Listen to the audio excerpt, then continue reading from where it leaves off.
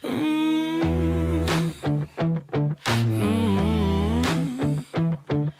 in, feel the hum in your hands. This is 4D. Heat on my palms, grip locked, heart racing. Shoes hit the pedal, whole room shaking. Jersey on my back, hat pulled low, I'm blazing. Every turn I take, got the ghosts I'm chasing. 4D in my veins, feel that fire when I play, when I move, when I break, when I bang through the lane. 4D on my skin, when I lose, when I win, I'm alive in the light of the game I'm in. 4D, 4D, 4D, it's different.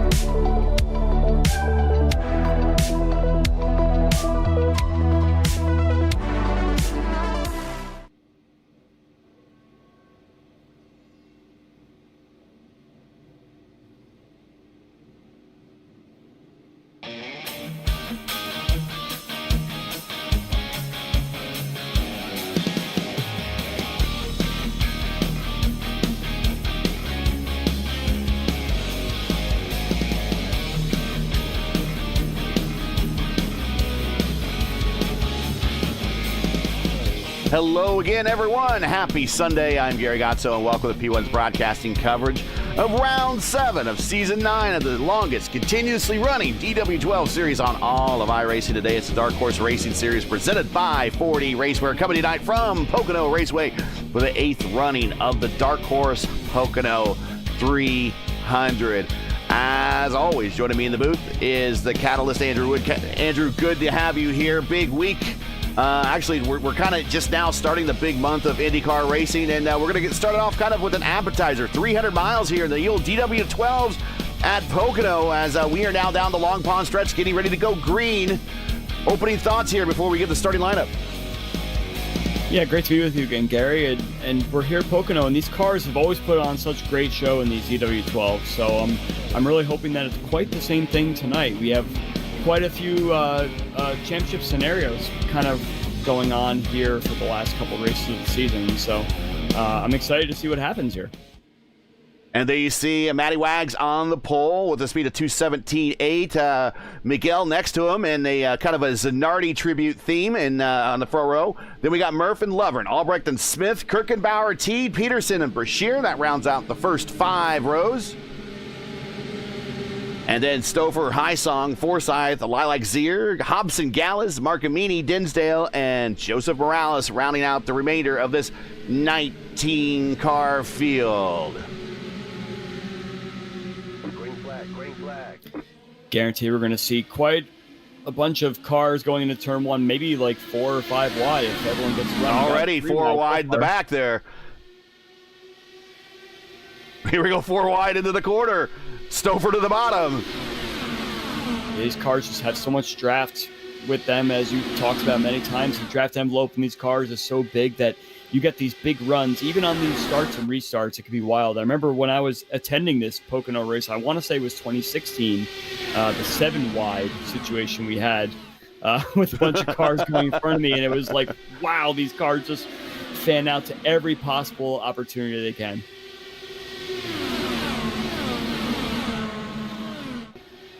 A little bit of a rough start for Charles Teed there. I think he got a little bit tight maybe coming into turn 2. I'm not sure if it got tighter. Maybe he turned a little too early and thought he hit the curb, and he lost quite a few spots there. So Charles Teed's already lost 3 spots from his starting position.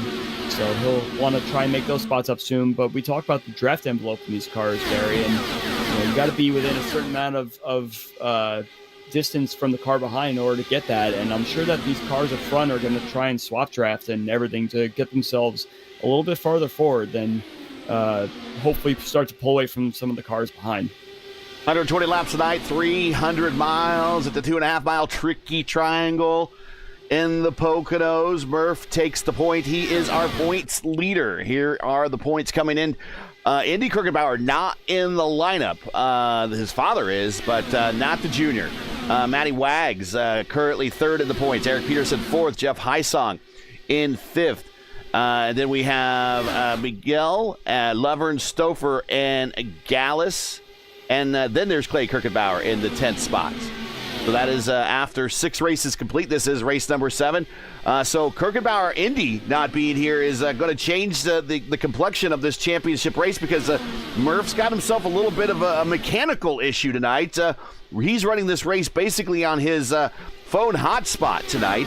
So if he should happen to drop out, this opens the door wide open for Matty Wags to be a contender here with 2 more rounds after this. Exactly, and let's hope that Mark Murphy gets his connection sorted and he can stay in this. But one interesting thing about Indy Kirkenbauer is that he already has 1 less start than all these drivers that he's contending with in the championship, so this can't be a drop week for him. So it's going to hurt him in the point standings for sure. But yeah, anything could really happen, especially in the Area 51 race on Tuesday night. We saw 1 driver from the top 3 was missing, and both of the drivers around him finished last and second to last of the running order. So that could really shake things up if something similar happens here.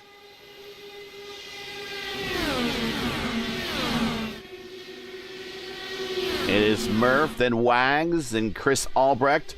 Wags and Albrecht coming off a completed season in the Elite Racing League. Wags had a top 10 in his final race.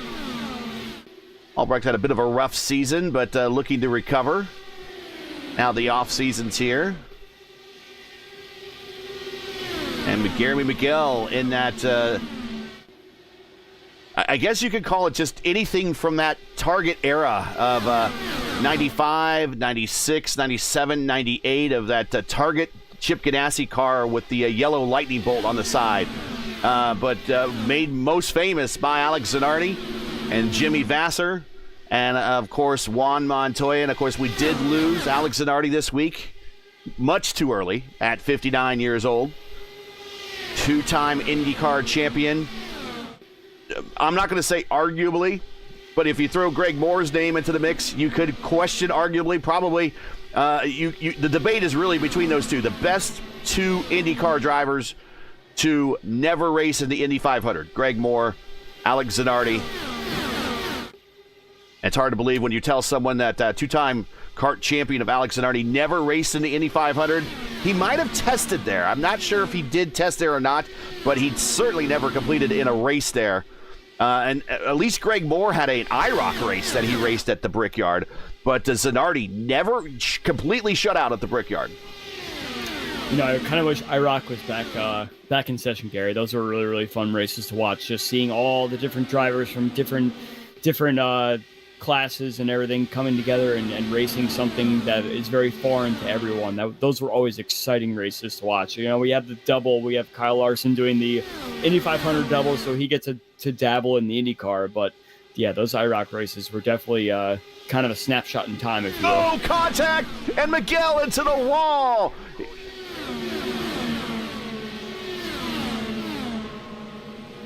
And you saw it right there. It's a little bit of wheel contact between himself and Albrecht, and it was getting really close and really chippy 3 wide going into turn 1. Yeah, we see this quite a lot, especially if you're trying to enter the corner and you don't know where the guy on the inside is going or where he's turning exactly. And if you turn a little bit too early, that could result in the outside car just getting put in the wall there. So no real fault of any drivers there necessarily when that happens, but I don't think Miguel's car looks too bad. I think he'll be able to probably go in and just maybe get a front wing replaced. If there's any sort of other suspension damage, then that's just going to be a fast repair. Yeah, remember, we do have the fast repair at their disposal for this race. One fast repair for each driver.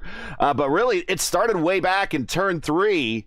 Not a great exit for Albrecht. And that kind of slowed him up, but it allowed Lovern, Stouffer, and Miguel to kind of get all around him. And there you see the contact going into turn 1, putting up Miguel into the wall. So we are under caution here at lap 9. So this is going to be the first, I guess, of what we're going to decide for a pit strategy for this race. Remember, we are at 80% fuel tank capacity, despite having unlimited tires. So that could be anywhere between a 3 and a 4 stop in this particular race. And I would say it's probably closer to a 4 stop, which the pit window opens really at lap 24 if we were going in a longer green flag run. But knowing that data now, Andrew, do you come in this time and throw on a new set of tires, or do you stay out because you're only about halfway through your first stint? I think if you're at the back of the field, you're definitely going to come in and put new tires on, because what do you have to lose, really? But Pocono has always been kind of one of those track position races where the clean air is king. And the more cars you put yourself behind and try to make yourself go forward, it doesn't always pan out that way. And you always wind up equalizing the tires a little bit. So interestingly enough, it looks like everybody's coming in right now. So everyone will be on an even playing field again. But if everyone from the front's coming in, you're probably going to see a couple people from the back stay out. It is follow the leader on pit road as everybody comes. Joseph Morales is going to stay out and typically get that lap led for his credit, but he will probably come to pit road before we go green.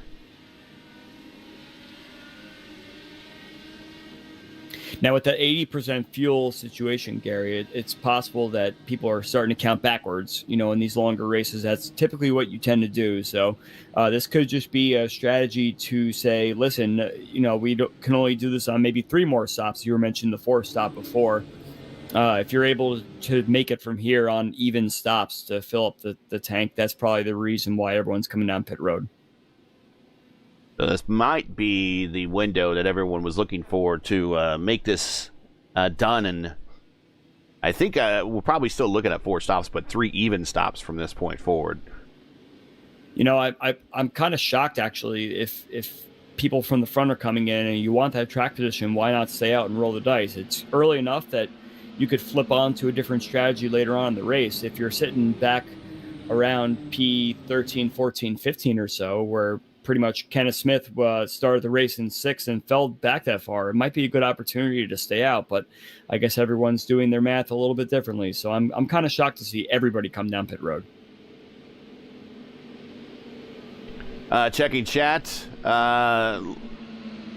A bounty has been issued. If you like Grand Theft Auto, punt Murph, and I will fund your Horizon races on iRacing next season, says ISRA. Of course, that's Mike Rigney. So open offer in the air for Wags. Of course, Wags, his series is the Horizon IndyCar series. They run here on P1 on Wednesday nights, predominantly during the season and during the year. And Murph is their lead commentator here on our channel for that race, or for that series.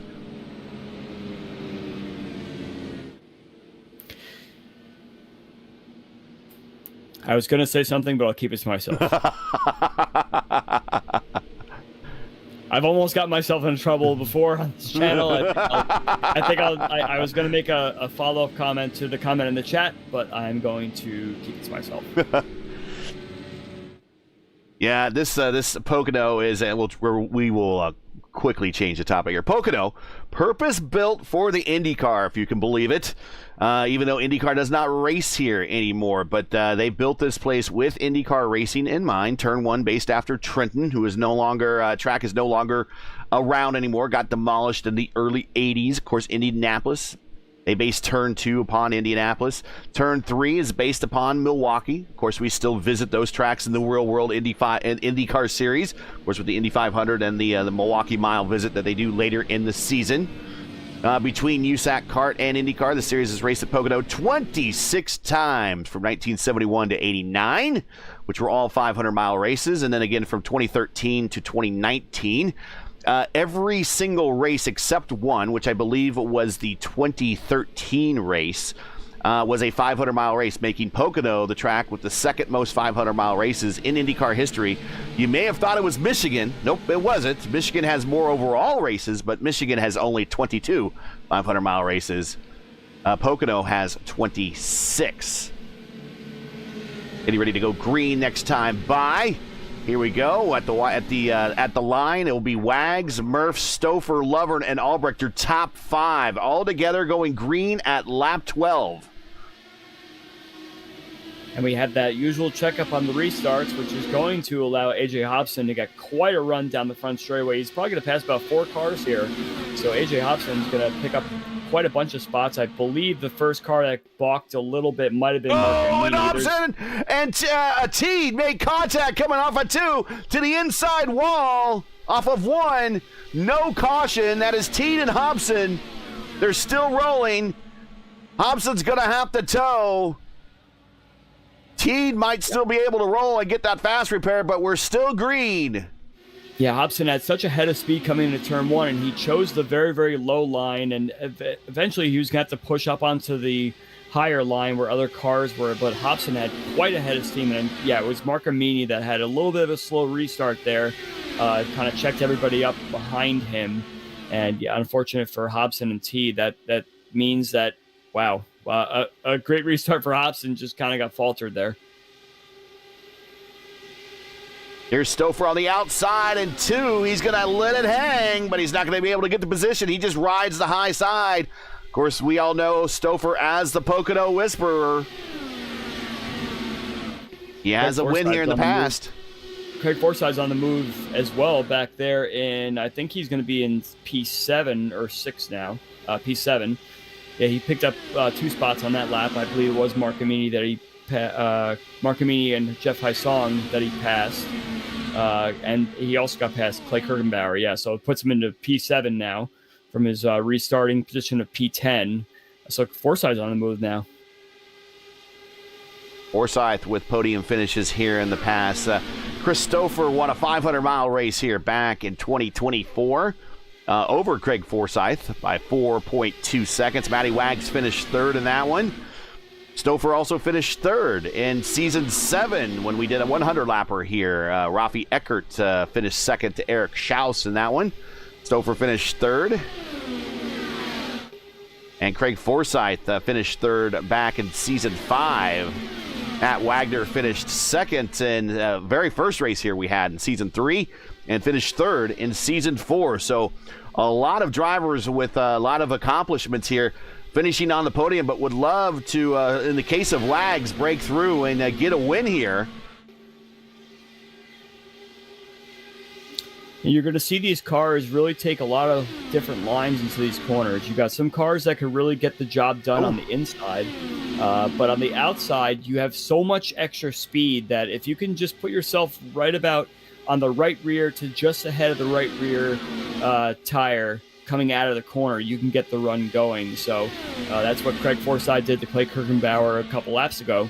But in turn 1, especially, if you throw it up the inside close to the line that A.J. Hobson did, you can really get that line going down there. And I think it's not going to change too much with the tire wear situation going on here. So drivers can really make passes on the inside and the outside here. And unfortunately, Stouffer hasn't been able to really get the job done on the outside for the lead, but he's hanging in there, which just shows that outside line still has a little bit of strength to it. And there you see the conditions, 101 on the track temp, 68 on the ambient. So tire deg's not going to be too bad, but we know with everything considering these cars that fresh tires mean everything. As we watch Brashear, Kirkenbauer, and Forsythe, and also in the picture, Haisong. 4 wide. We're going to 3 wide down the backstretch. Now 2 wide down the backstretch into turn 2. And that's just what makes this race so incredible, the runs that you get, because you get side-by-side right on the exit of the corner, and you can't necessarily complete the pass, but you have just enough to hang there, but the cars behind have such a head of steam and so much momentum that they could really get something going there. So that's what you saw with Brashear, Forsythe, and Clay Kirkenbauer last lap. And now it looks like, I think that's Peterson that's starting to drop back a little bit. Stouffer starting to break out with a little bit of a lead. In fact, he's about a tenth of a second from breaking the draft envelope right now of Wagner. It's about 6/10 the draft envelope of these cars extends. And if he breaks that, he will no longer be pulling that line. He will be all by himself. And you saw that the leaders were starting to come down towards the inside of the track last lap, so they're trying their best already to separate themselves as much as they possibly can. As you see, Stouffer is doing it again, but this time no one's staying up high. Everyone's going down that low line with him, and there's five trail marks that you see going down the straightaway there, so that shows that it's at least 5 wide.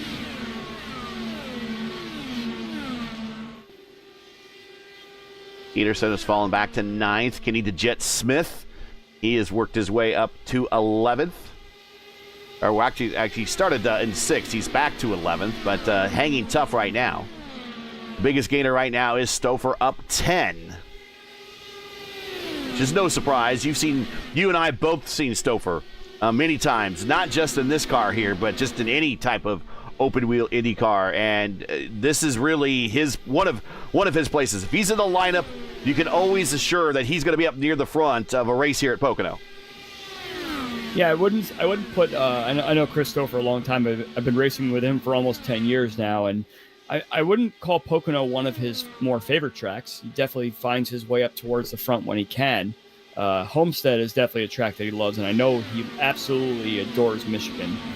2 tracks that he is absolutely good at and he loves to drive. But there are some similarities with both of those tracks that fall into Pocono as well. It's just every corner has a different technique to it. So if you can know what corner is your weakness and then go from there and be better at the other 2 corners and focus on those, that's what gets you to the front at a track like this.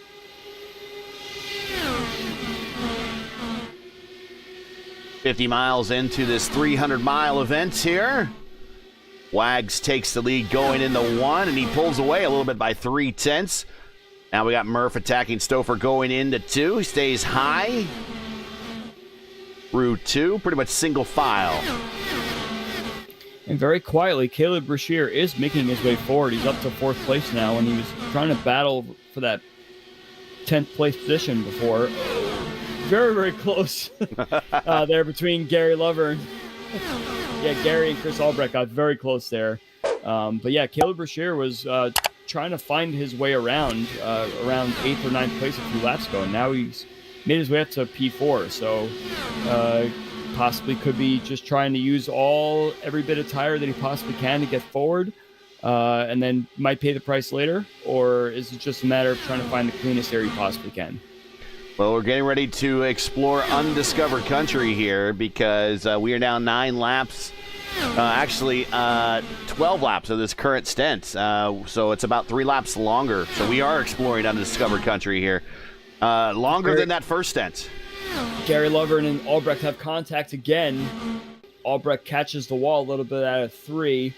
That's going to allow Clay Kirkenbauer to pass both of them. But yeah, there's been beating and banging for Mr. Albrecht and Gary Lovern up ahead. So I'm going to take a look and see if Albrecht's picked up any damage along the way there, because he did kind of ride along that wall in turn 3.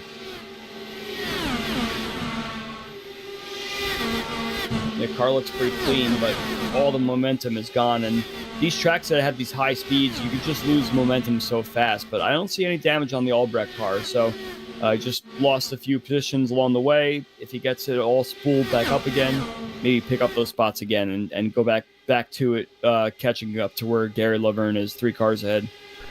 Stouffer back to the point. Now Wagner back to the point. Going into 1.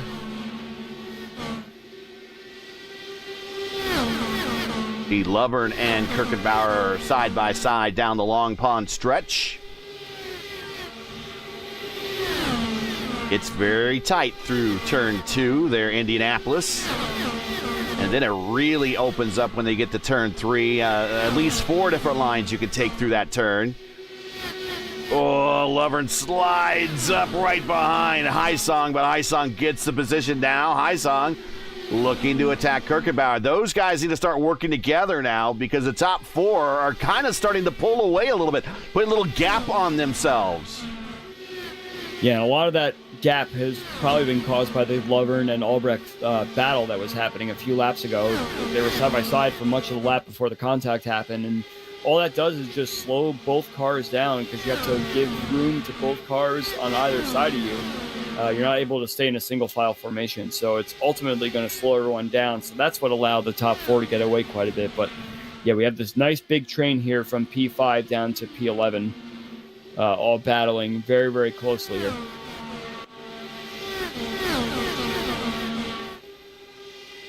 We'll watch this battle with Lovern. If you enjoy coverage of the Dark Horse Racing Series presented by 4D Racewear and you respect the stream, please do us all. Make sure you support us by subscribing. And while you're at it, don't forget to smash like and click the bell so you don't miss out on future P1 iRacing broadcasts. Tonight's 8th running of the Dark Horse Pocono 300 is brought to you by, and the Dark Horse Racing Series is presented to you by 4D Racewear. Check out 4D's made for sim racing lineup, made for sim racing gloves, shoes, and apparel. And now they also offer race awards and custom championship rings for your leagues. Visit them today at 4dracewear.com or click on the link in the description. Currently their car right now is Craig Forsyth, and he is in 6th. And Chris Stouffer is in 2nd, the 4D cars. Yeah, last lap we had Clay Kirkenbauer getting very, very close to the wall out of turn 1 there, and we did kind of have to slow the car down quite a bit and lost a lot of momentum. So now Clay Kirkenbauer is down to P9 behind Chris Albrecht, who took that spot from him. So yeah, that top four is really organized and getting themselves away from this pack. In terms of if everyone's trying to wonder where Guillermo Miguel was, our Alex Zanardi car, he has retired from the race. I believe he had some connection issues. So him, AJ Hobson, and Charlie Teed are all out of this race right now, and I believe Mark Amini has just retired due to connection as well. Yeah, he has been blinking, so mechanicals for him. I think Hugo Gallus is also blinking. So they're just hanging out in the back of the field, trying to hold on to see if their internet connection improves any. Still a long race to go here.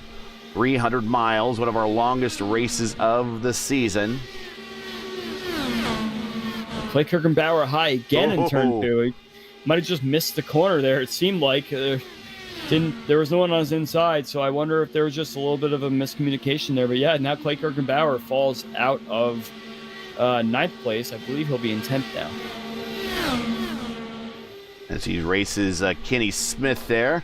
Wags back to the point. Stouffer 2nd. Murph and Brashear racing now for 3rd.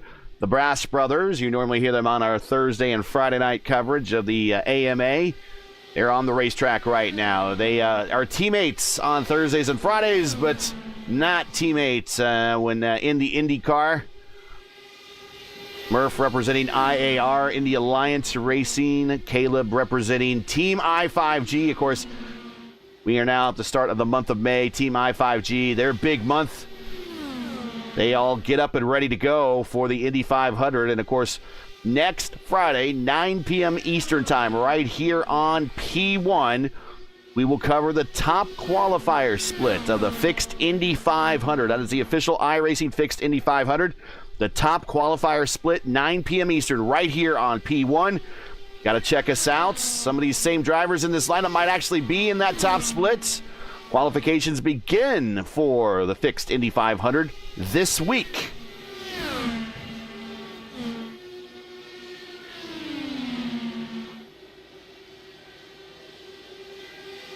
Back to the front, Stouffer and Wag starting to pull away a little bit. Put a little daylight between themselves and Murph and Brashear. Brashear down low in the 1. Murph falls back in line. We are now 21 laps under this current stint, so probably another 5 to 10 laps for a lot of these drivers before they make the dive down pit road. Yeah, we're definitely seeing a lot of gaps forming in the cars. Wow, Chris Albrecht almost got more contact there from Lilac Zier. Lilac was trying to shut the door, but Chris Albrecht was there. But all these small little battles and these small contacts are just spreading the field out quite a bit. So this is music to Chris Stouffer and Matt Wagner's ears, being out front like that, because even if they have a small pit error, they're only going to lose perhaps 2 or 3 spots. But for now, like the drivers up front are trying to stake their claim, and some of these drivers in the back need to get their act together and just do some swap drafting. Don't really battle too heavily, and perhaps those spots will come back to you later on. We'll ride with Caleb Brashear as he is to the bumpers, the bumper pods of Mark Murphy.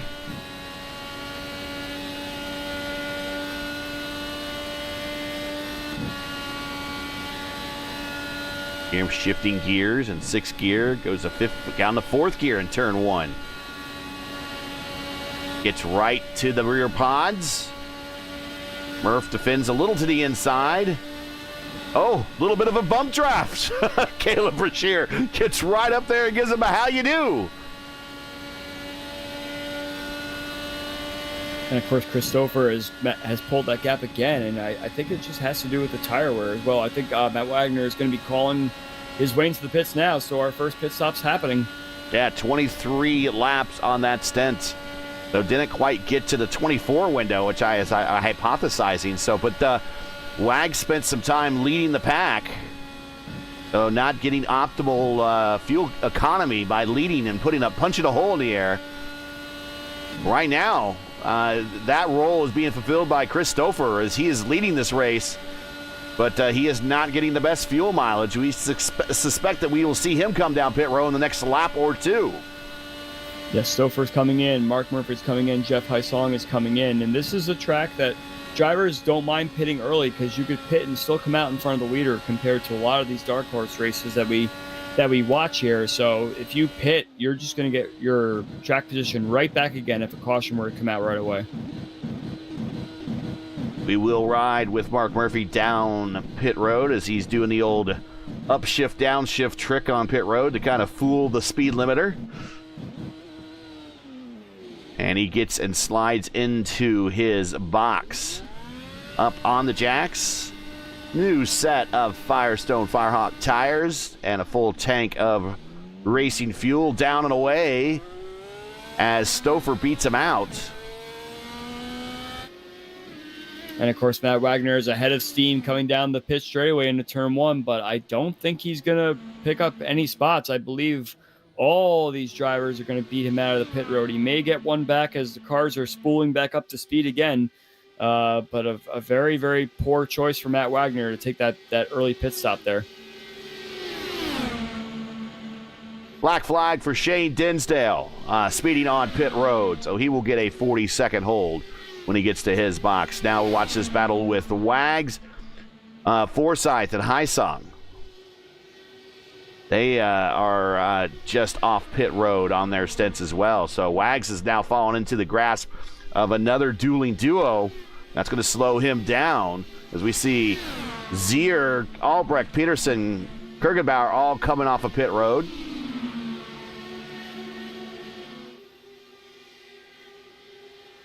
Now Hysong reaches Brashear, and they all freight train him on the Long Pond Straight going into 2. Now this battle, though, is a 4-car battle, but Brashear to the 4th spot of that battle. And Matt Wagner is going to want to make quick work of these drivers. He's not so happy that he wasn't able to hold on to that front spot, and Stouffer is driving off into the distance as Wagner continues to battle these drivers. So the more he gets himself embroiled in this, the more he's going to lose time. So he gets to the front of this 4-car pack right now by passing Jeff Hysong there. So he's going to move himself back, but there's just not enough speed in these cars to make it all the way back up to where Stouffer was. And on top of it, Wagner has pit first, so he's going to have to pit first again. So now is the time where you might want to do something a little bit different, perhaps pit off sequence again, and maybe perhaps split the last 2 stops in half or something like that if you don't have to make a full tank to try and just get your best time on and off pit road. Leaders are Stouffer and Murphy. And Stouffer, on that last stop, got in and out of pit road very efficiently. In fact, him and Murph, they're identical in the box. And actually, Stouffer was faster in the lane by only 1/10 of a second. But look at the lead on the racetrack. Andrew, it is 1.4 seconds. I mean, that is he optimized on that in lap and out lap to put some distance between himself and Murph and Wags, and he sure did.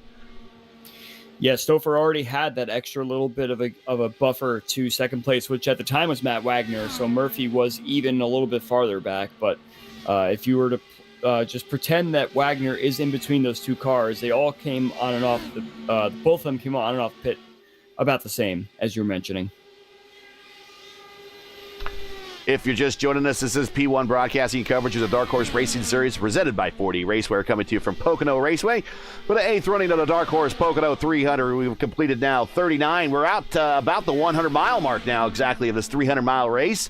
Make sure to smash the like button, subscribe to the channel so you don't miss out on the next race. The next race for us here on P1 will be our open wheel doubleheader Monday night, starting with Murph and Jacob Collins at 8. With the iRacing IndyCar Open Series Monday night top split, immediately followed by Jacob Collins again and Sophie Connell with the Indy Next Road Series top split at 10 p.m. Eastern Time. If you like open wheel racing, it's a good chance you do if you're watching tonight to make P1 your home Monday nights every night of the week for 2026. Don't miss it. Double headers every Monday night here on P1. So Caleb Brashear has taken the front of that line, and they are slowly chipping away at Mark Murphy. Wagner is still trying to make up as much as he can, but at this point, just stay in line and stay in the draft to those ahead of you, because that gap from second to third is starting to close quite a bit here. Last lap, Murphy did a 42.2. Caleb Brashear 42.1, so that was another 10th there, and perhaps we have a swap draft situation going on right now between him and Jeff Hysong for P3, and if they keep this up, then Murphy is going to be making it a 5-car battle. Do you see the purple lap set earlier in the race? Hysong way high through 2. Purple lap currently held by Peterson. There he is. Set that a little bit earlier in the race.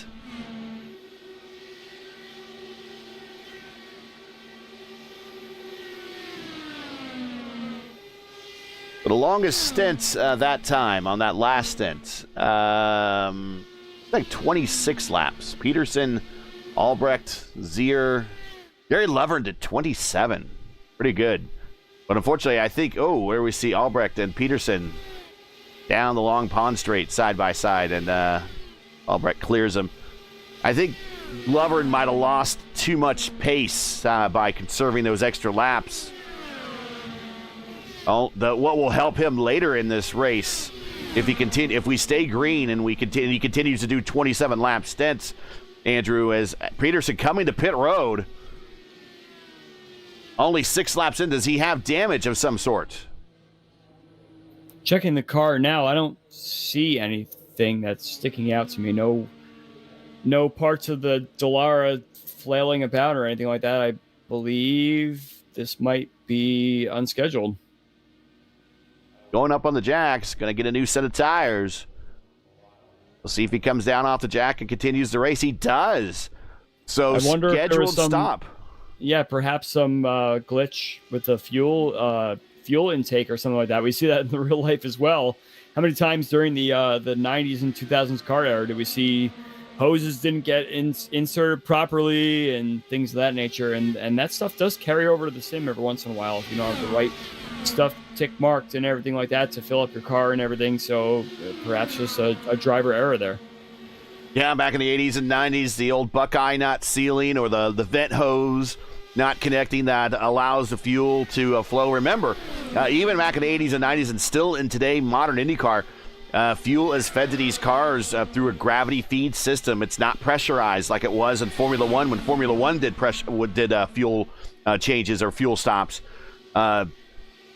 They require good old Newton to pull on that fluid to get into the car. And if you can't get the siphon to work, it will not work. Physics will not allow that to happen. I don't know if I'd rely on Newton, Gary. Newton, Contact with Brashear, and Wags off on one into the inside wall, just like we saw at Hobson. And is that going to be a caution, or are they well out of the way? I believe they are well out of the way. But that's going to be day done for those. They'll have to tow and execute the fast repair.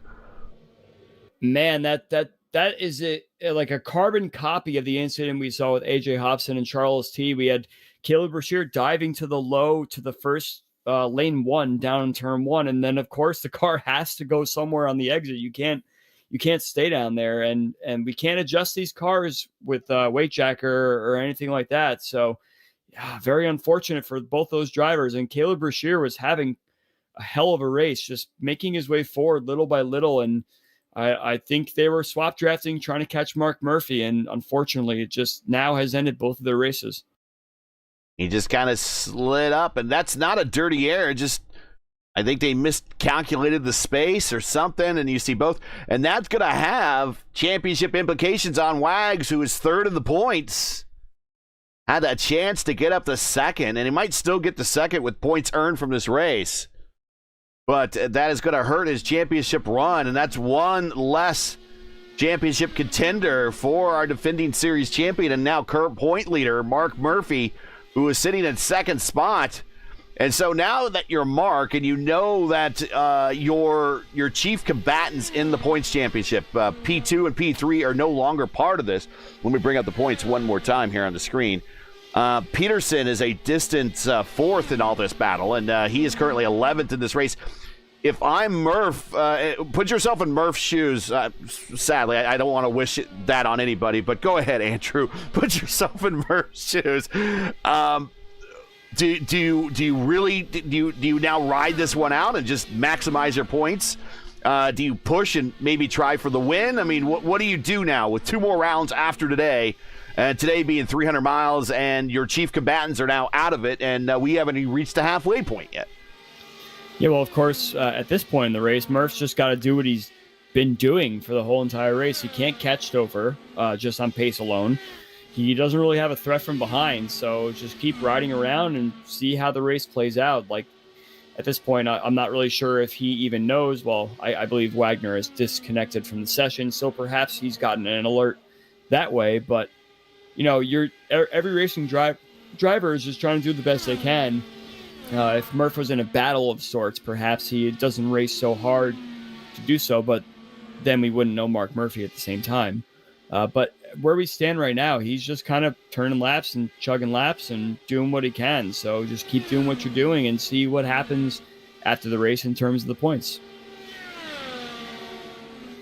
Murph has 3 career wins here in the series, 1 championship. Of course, that was a season ago where he did not win a single race.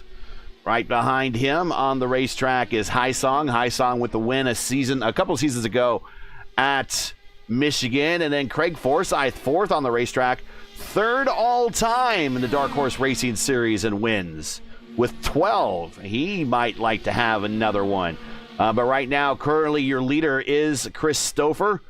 Stouffer has himself 4 career wins here in the series. And if he gets a 5th one today, that will tie him with Luis Gonzalez Nunez, good old LGN.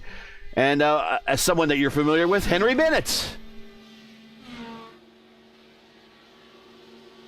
Yes, of course. We always like to bring up Henry Bennett in these broadcasts, Gary. Good old 007.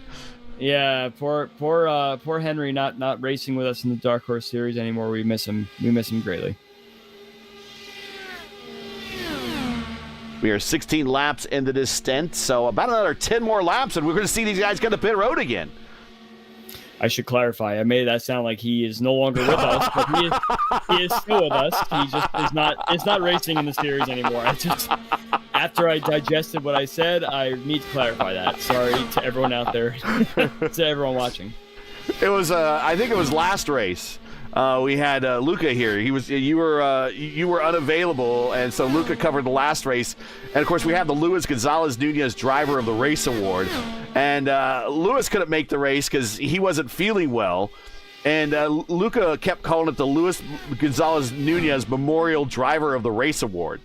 And Luis was like, "I'm not dead yet." Yeah, no memorials.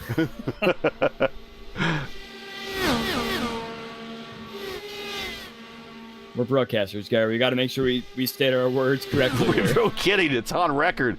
Oh, big hitting the turn 2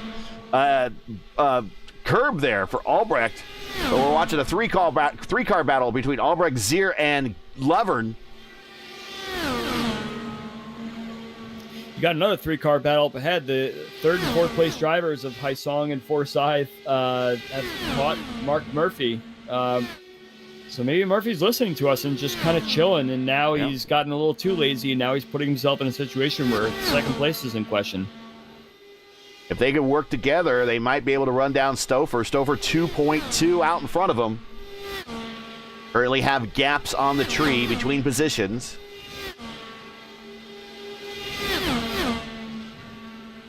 We'll show you intervals here.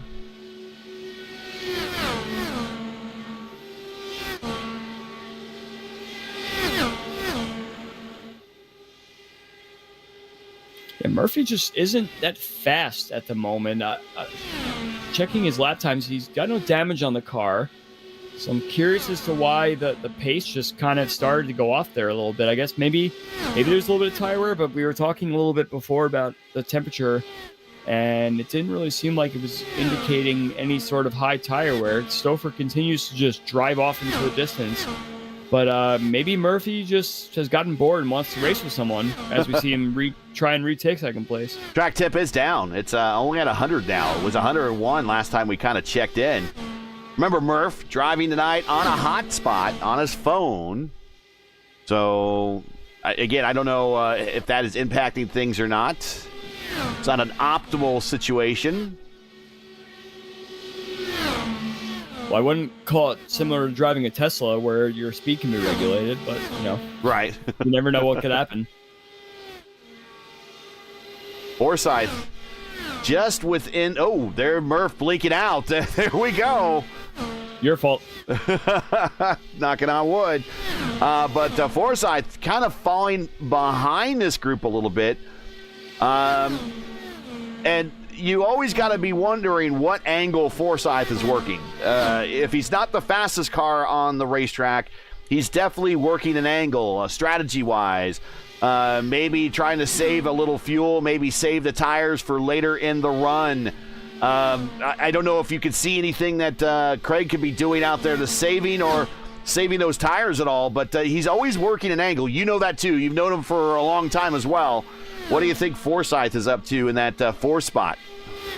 Well, it's curious to see that both Murph and Forsyth have lost a little bit of pace, but Haisong is surging forward a little bit. So I'm wondering if maybe Jeff was playing around with doing a little bit of saving when they were in that big pack before, and now he's surging. And maybe there is a little bit more tire fall off and tire strategy than we think, Gary. We'll have to talk about it with the drivers in the post-race, because as you can see, Forsyth and Murphy both seem to be losing a little bit of pace, but it is also possible they're trying to save fuel. In fact, I believe your 2nd and 3rd place drivers were both going to be pitting this lap. Coming in right at lap 23 on their stint, currently serving lap 22. Remember, fixed setup races here in the DW12, unlike the IR18, you do not have the availability, you do not have access. Actually, everybody, all the leaders coming in. In fact, Craig Forsyth staying out. So I'm thinking that maybe he was back there saving a little fuel and on those tires. So we'll expect to see him put down a lap or two as fast, as hard as he can, and maybe come to pit road. But remember, you do not have access to the weight jacker in these cars unless it's an open setup race. You do not have access to the the roll bars, the front and rear anti-roll bars, unless it's a open setup race. And on top of that, you don't have access to the engine mappings of this car. So the only way that you're able to save fuel is save it in the draft or with your right foot by lifting just a little bit, as we see Craig Forsyth, I think, make the turn down pit road this time. Did Forsyth stay out the extra lap last time around? He went 25 last time, 20 coming to 24 this time. All right, so a little bit more fuel saving on the last stint there. 24 seems to be the max. Perhaps Jeff just wanted to get it done and over with, but didn't realize that Murph was also coming in at the same time. But yeah, both their stops are done, so we'll see them again. We got 2 more stops left in this race, Gary. I think we're doing a 5-stopper because of the caution. It looks like we're into more of a 5-stop window, unless we get some late caution here. And again, with the field getting all stretched out, and it's not a huge field, 19 cars, but when you start getting stretched out here at Pocono, and then you've seen that we've had certainly two incidents that would have in real racing been cautions for sure. But in iRacing, it just doesn't spawn an auto caution. We might just see this race finish under green flag conditions, unless there's a situation on track that brings out the auto steward caution. Yeah, I find it interesting. I still find it interesting that everybody took a pit stop on the first caution there, only 10 laps into the race. That definitely was a missed opportunity for some of these drivers that were racing in the back to get some track position. Obviously, it's all thinning out and spreading out exactly how probably everyone would have imagined that it would. But that extra pit stops is still a head scratcher to me, Gary. Kenny the Jet Smith currently showing as retired or out of the cockpit at the moment. Not sure what happened to him. But Gary Lovern on pit road as your leader. Again, Lovern going long like he did last time, but getting passed by Stouffer on the straightaway. Murph is second. Forsyth has jumped Hysong. Hysong back to fourth. Oh, and black flag. Gary Lovern coming off a pit road. Yeah, Mr. Smith there came into the pits and just exited the car, so not really sure what's going on there. No damage, no nothing. Perhaps there was some personal issue to attend to, but yeah, that's unfortunate for Gary, who's already been beaten up a little bit on track today. And Stouffer extends his lead now to 2.9 seconds. And he does enjoy the longer races here. One of his previous wins here in the series was a 500-miler during that special 4-race summer series they did back in 2024, where they did 4 500-mile races at the 4 Triple Crown tracks. And Stouffer over Forsyth in that race by 4.2 seconds. He's kind of on pace to do that again in this particular race, only at 300 miles. Matty Wags finished third. 14 cars started that race. We had more cars start this race. 5 cars finished on the lead lap, and that was also a caution-free race.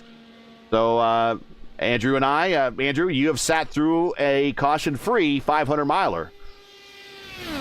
Oh, I sure have. And I couldn't move my neck for the entire next day.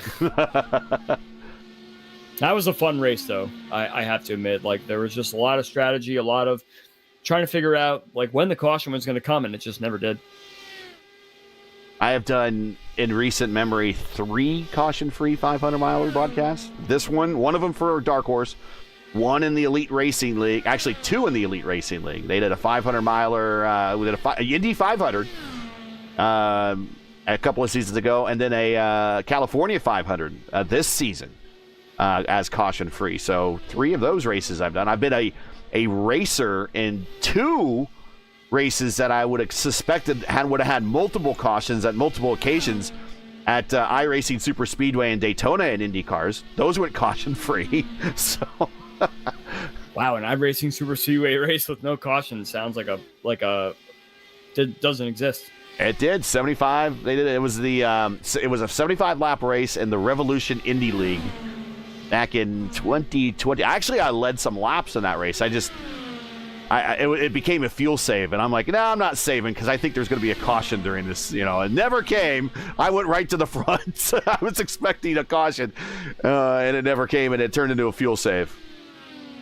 Yeah, come back to me when there's a caution-free race at Richmond, and then we'll really kind of go wild there. I did a caution-free race a week ago at Gateway. That's pretty good. And not a short race either, a 325-mile race, a full-length race. Yeah, that's pretty good actually. Gateway typically has its own issues with cautions and everything, but yeah, like Richmond, I don't think you can go more than 40, 50 laps without a caution in any league or any series that you possibly could think of. We're going to have Eric Peterson making a pit stop here. And again, he's off sequence from some issue he had earlier. We'll call it the Buckeye issue. Yep, he went 22 laps on this particular stint. So this will not be his final stop. He will have to make another stop after this.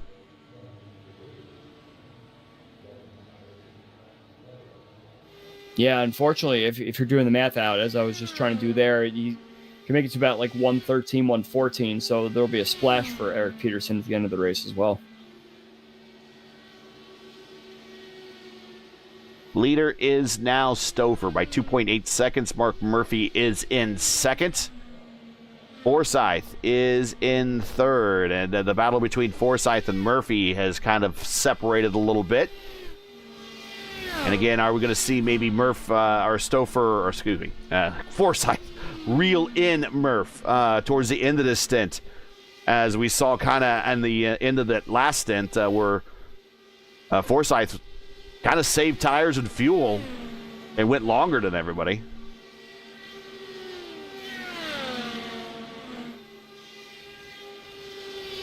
Trying to see if I think Eric Peterson's going to stay on the lead lap here. Yeah, so Eric Peterson is just the next car to get lapped by Christopher. So, yeah, Eric Peterson had to unfortunately take that extra pit stop, but if a caution does happen to come out now, then he will be on an even playing field with everyone. And in fact, if one comes out in the next lap or two, he will be the leader because he'll get the track position back and then not pit again. Forsyth has caught Murph down the Long Pond Straight going into two. Murph loses the position to Forsyth. Move Craig Forsyth, and now the 4D cars dominate the top two spots in this race as Murph goes back to the inside at turn 3. They're going to drag a race down the main straight.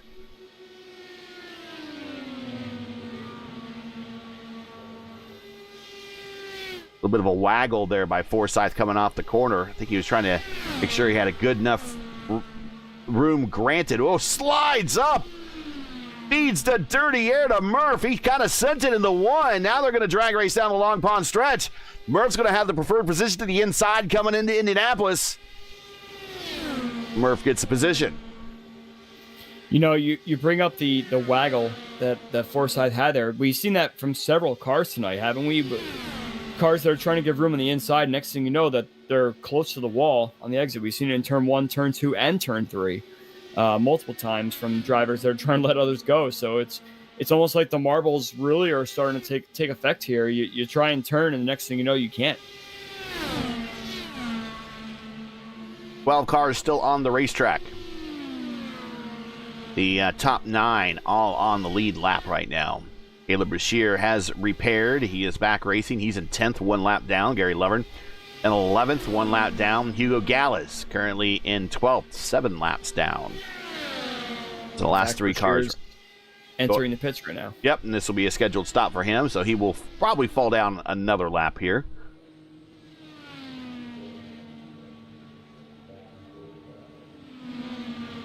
I saw him getting close to this battle now. We've spawned a 13th car on the racetrack, Gary. Kenneth Smith is back. So whatever issue he had, he's back. Good. Gets him, turn it into an extended test session for Kenny the Jet. He is 11 laps down now in 13th. You know, it's not very often that we have more cars appear on the racetrack. Right. Maybe the pizza delivery came much later than anticipated for Kenny. A la Julian Altena. I wonder if he's eating at the same time. Don't do that, Kenny. Don't do that, Kenny. So Caleb Brashear exited the pits, parked, and then towed. So I'm not really sure what's going on there. Maybe he's trying to make sure there's only 12 cars on the track. I'm not really sure what Brashear did there. Murph up into the turn 1 exit wall as he's racing Forsyth. And, Murph, checking chat, Wags from the Infield Care Center, not very happy right now.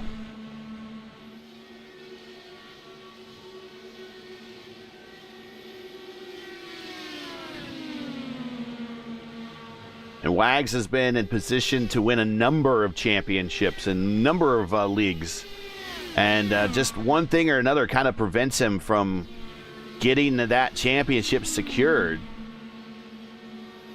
And this might be the incident today, might be the one that kind of puts the kibosh and the nail in the coffin for the championship for Season 9 here in Dark Horse. I hate to admit it, but I also can relate to that, Gary. Right, I understand. I've never won a sim championship in any car ever in my life, and I've come close many times. It's very disheartening, and I not to sound too sad about it, because what brought me into the booth doing some commentating was that exact fire to do something different in the Area 51 League, where I lost to Nick DeGroot by 4 points, and I decided to quit the league, but decided to give commentating a try when there was an opening, and here I am now. Our own version of T-Bell and Hinch. That's definitely the way to put it, yeah. You're T-Bell. So, do I have to come up with stupid things like the Sultan of Sketch? Forsyth coming to pit road. Yeah, I mean, well, we're gonna eventually put up some sort of graphic on the P1 broadcasting on the bottom left that it flashes whenever Gary's about to do an IndyCar stat of the past. We're gonna call it like Gary's Google Gary or something like we that. have that. It's the Gary's IndyCar lesson during the IIS. We have a graphic now that comes up that goes over all the stats that I talk about. For instance, if we were in the IIS, I would be telling you that your IndyCar career wins leaders here at Poconos: AJ Foyt with 4, Rick Mears and Will Power tied for second with 3, as we see Murph coming to pit road this time. Danny Sullivan, Al Unser Sr., and Bobby Unser each have 2. Uncle Bobby's wins were here in under Cart and USAC. And the furthest back to ever start and win a race here was Scott Dixon. He started 17th in 2013, but that was only a 400-mile race. So he had less time to work with in that particular race. But very, very much Scott Dixon's MO to win a race that far back. That's probably where it got solidified right there. Right.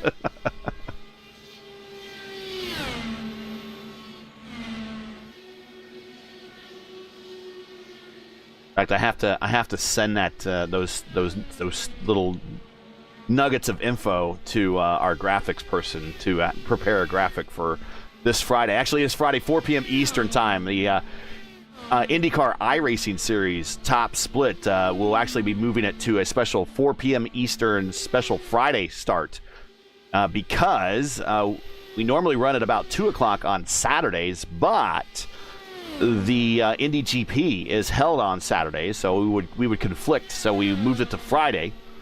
So that will be Friday at 4, and then 5 hours after that, I'll be back in the booth for a 500-miler for the fixed Indy 500. So it's going to be this Friday. It's going to be a busy evening of broadcasting and sim racing. Murph and Forsyth, 7th and 8th, side by side. Yeah, it looks like actually Forsyth was going to kind of blow Murphy's doors off coming out of the pit road, but didn't really get up to speed. I'm sorry, Murphy got up to speed a little quicker than we had probably predicted. So the two of them are back together again, and Jeff was racing with them. He's kind of racing by himself. Yeah, he's all by himself right now in second. Stouffer is now your leader by 5.2. And Stouffer now, if he wanted to, could conserve a little bit as he is now 21 laps into a stint. Went 23 last time. And with the 5-second lead, I mean, he could, you can't really necessarily throttle back, but, you know, he could lift and breathe it a little bit if he wants to. Yeah, now that we confirmed that everyone's got 2 stops left, now the door's open to basically pit whenever you want, and there's no real advantage to doing it early or late just because you won't lose the lap. So it's dealer's choice at this point. Birkenbauer on pit road for a scheduled stop. Does Stouffer make the turn down? Doesn't look like it. He's very high in the groove off of 3. And a very awkward kind of pit in here at Pocono, mainly because of where they have the cones. There we see Haisong coming to pit road. If this was actually properly set up for IndyCar, those cones would be a little bit further down inside the wall. But because it's kind of set up for stock cars here, the cones are set up at exactly where the wall starts. So that's where the speed trap starts, the speed zone starts. And so to really slow down to get down to the, what was the pit road speed limit here is? It is 55. To get down to the 55 mile per hour pit road speed limit, you're watching here. See, he's coming down much lower on in the groove there. And then you really have to be at 55 now. Right there on the button at 55. And now you have this huge long run down pit road here to his stall. Now he's actually started 11th, so he's going to be about a third of the way through, or halfway through the field of starters here. But he gets down to a spot, so a very long pit road journey. We see Chris Albrecht coming down pit road as well. Also Lilac on pit road. And then as soon as he gets past that green cone, he can get off the button and 100% acceleration. And here comes Murph and Forsyth, head of steam, coming into one. Well, this is as close as they've been yet, and they were battling for quite a bit the last few laps. So if the battling hadn't really ensued, then they possibly could be closer to the lead than they think. But at the end of the day, Stouffer's at a huge advantage right now just because he waited longer to pit. He possibly just has less fuel to take on in general for the rest of the race compared to these drivers that came in and decided to top off early. So I assume they topped off on lesser fuel, so perhaps their pit delta might have been a little bit shorter, but I think Stouffer's just has the advantage for staying out longer. Probably filled up and going to have to take less fuel later on in the race. Oh! Again, almost up in the wall off of one for Forsyth. Stouffer at full chat now. He got it down. They got it down to about 1.3 second, but Stouffer pulling back out to now 1.8. So again, Stouffer showing that he is the Pocono Whisperer, dominating this race right now over Murph and Forsyth. I wonder if Haisong had a bad pit stop because he was close to the podium there, and now he's about 3 seconds back. Remember, Haisong got jumped the last time they came to pit road, so I think Haisong might be just in pit road conservation, just getting to pit road, making sure you don't make a dumb mistake that's going to cost you 40 seconds and a lap here. A good day for Jeff. I believe you mentioned he's P5 in the standings, so this would be a really, really great run for him if he's able to keep fourth spot. Yep, here are the standings once more. Just bring those up. Haisong, 5th. He might jump Peterson out of this. And we'll get really close to Wags. Really close to Wags. Birkenbauer is going to lose, I think, a little bit of ground to Wags, maybe. Not much. I don't know if there's going to be enough for Wags to move up in the second now, just by starting. But those are your points coming into the race. Peterson loses a spot to Chris Albrecht in turn 1 there. I believe Peterson's going to be nearing his next pit stop as well. He's got... he's at 18. 36 to go. Yeah, so in the next 5 laps, he'll be in. And yeah, unfortunately, he's got to do a splash unless we see a caution. And of course, in Peterson's case, like I mentioned a while back, he's going to look for a caution to come out as he's in pit lane or exiting, because he will go straight to the lead.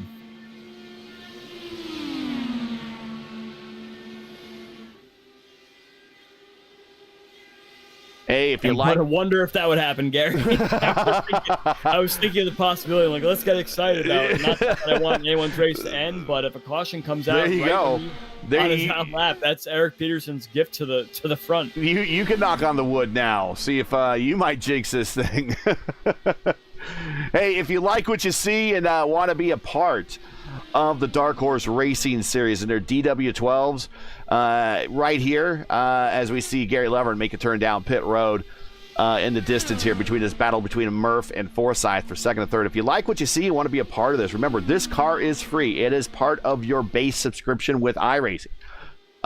Many of the tracks they use, for instance, this is Legacy Pocono. Legacy Pocono, I believe, is like, what, $5 in the store? They go to Legacy Michigan, which is another $5. So a lot of the tracks they use tend to be the Legacy tracks if they're available. So, again, not very expensive. Plus, the league is free. They'll take your donations, of course. But to join the league is free. The car is free. All you have to do is be a paid subscriber to iRacing and have the tracks and the drive. And voila, you can be part of the Dark Horse Racing Series and their DW12s. And just join the Discord server. The link is in the invite link is actually in the description to learn more and to be a part of the league. This is the longest running DW12 series on all of iRacing. That's a league. We're not comparing this at all to the Dallara Dash. That is an official iRacing series. But this is just a private league. So this is the longest league that has been using the DW12. And right now, I believe plans are in the works for a Season 10. So they've been around for a while, and I suspect they'll be around for a little while longer. If you'd like to be a part of it, this is a very fun car to drive, Andrew. You've done pretty well in this car. You've done at the Lionheart level. You got a win. So, this is a very... I like driving this car. This was a very fun car to drive. Yeah, definitely. And I really wish that that Lionheart League was still around, because that was one of the most fun leagues I've been in a long time. Just 35 cars every week and really, really good drivers. And if you're not on it, you're off it. So that was really, really a fun league to drive. And I'm happy that I got a couple wins in my first season there.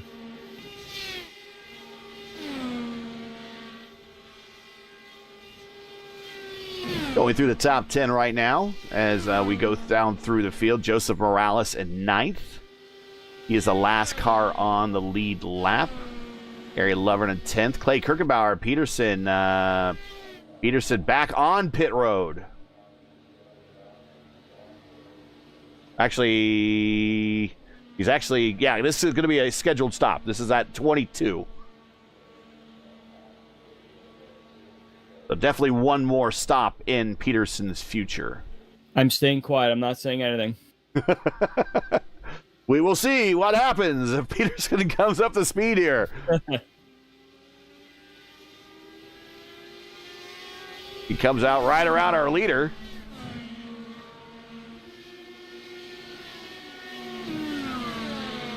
That's Maybe Gary Lovern. Barney just needs to be woken up a little bit. There's Gary Lovern. That's a battle for position right there. That gets Lovern into 9th. Actually, sorry, it doesn't. That's not in the 9th. Lovern actually is in 10th, but he's on an entirely different lap than Peterson. Sorry.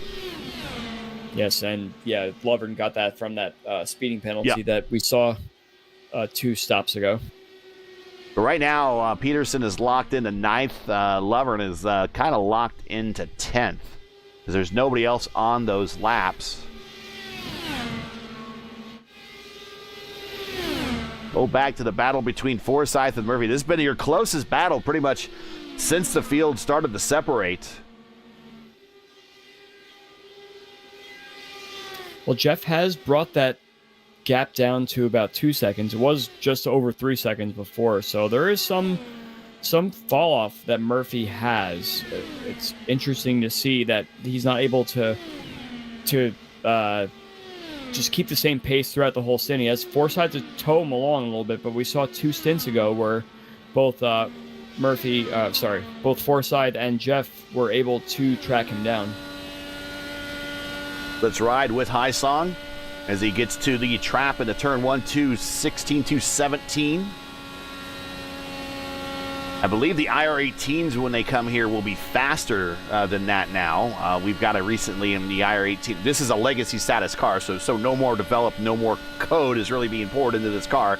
Every now and then there's an update to this car. I think they updated the damage model on it, was the last update I remember, but the IR18 had a boost increase in the last update, and so it should be faster here at Pocono than these laps that we're seeing turned right now by these DW12s. I'll have to give that a try, Gary. I'm I'm not thrilled about that. I'm not great at this track as it is.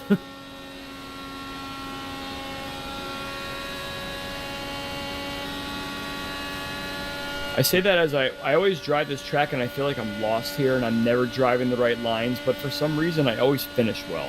This track has always been very confusing for me, where I don't feel like I have any pace or strategy at all, but somehow at the end of it I always wind up towards the front. It's a very frustrating track to get around because you feel like you do every corner wrong.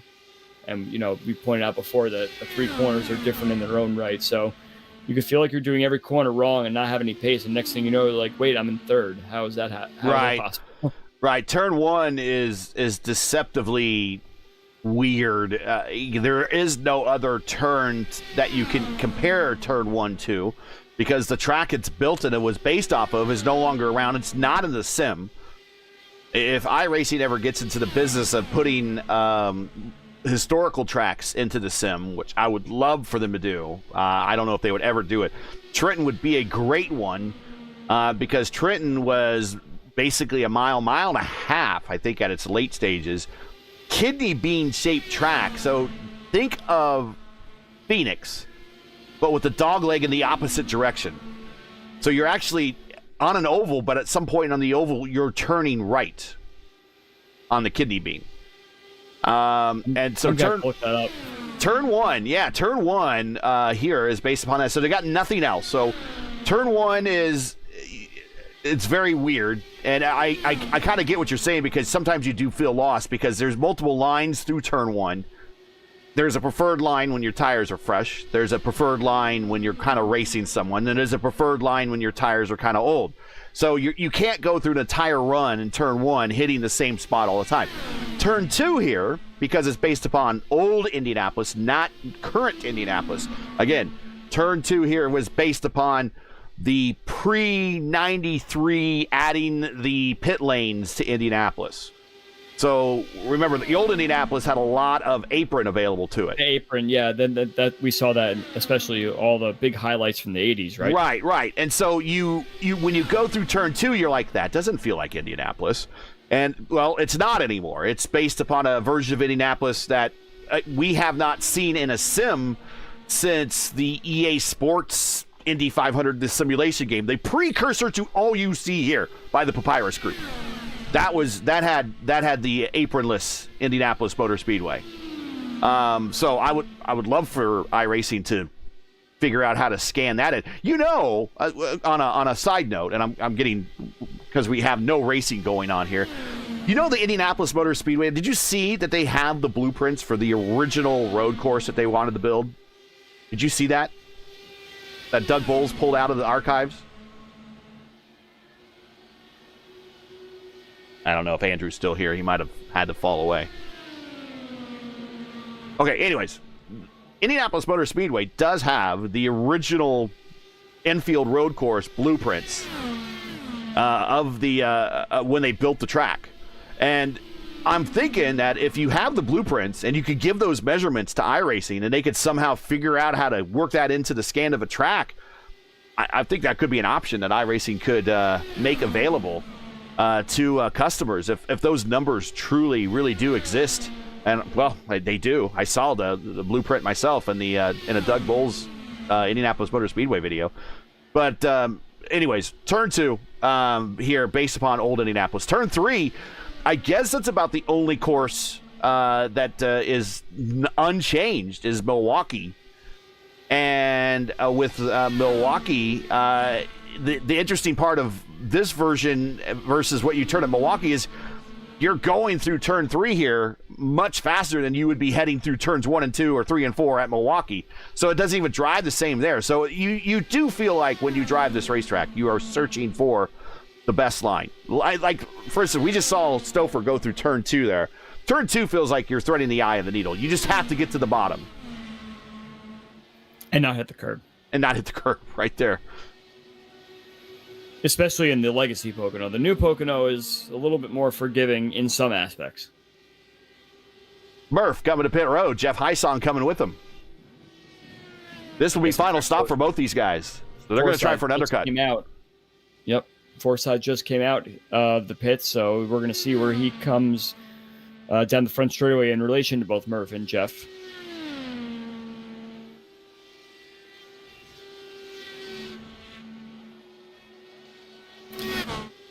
My quick little input. I feel like Turn 1 is almost turning into what the new Texas Turn 1 is like in some aspects. Okay. They've reprofiled Texas, right? Turn 1 and 2. Yeah. And it almost kind of has turned into that a little bit. It's not as progressive as the Pocono Turn 1. But it definitely, if you were trying to say there's no other real circuit that has a situation like Turn 1 at Pocono, but it almost kind of has a Texas feel to it. You have to obviously brake and lift to Texas, but it has the same kind of profile, in my opinion.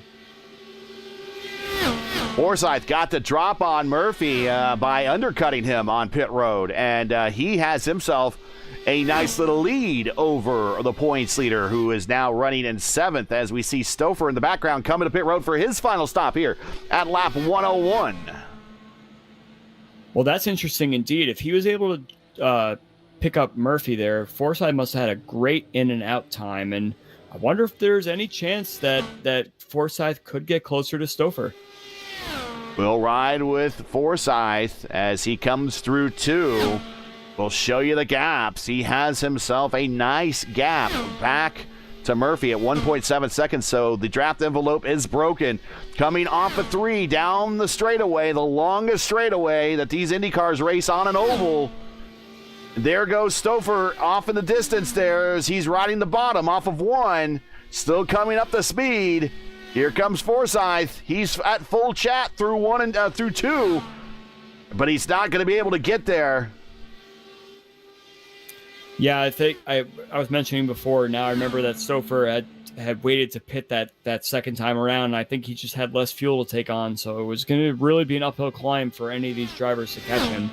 But it's very interesting to see that Murphy has just managed to fall back farther and farther in this race. He was right up with Stouffer in the first stint, or the stint after the caution, so that would be the second stint, and just managed to lose little bits and pieces here and there. And now, obviously, there's less time to waste on these tires, so I don't think there'll be much fall off for Murphy, but I would be worried if it was a full stint, if he would lose more time to Craig and fall back into the clutches of Jeff.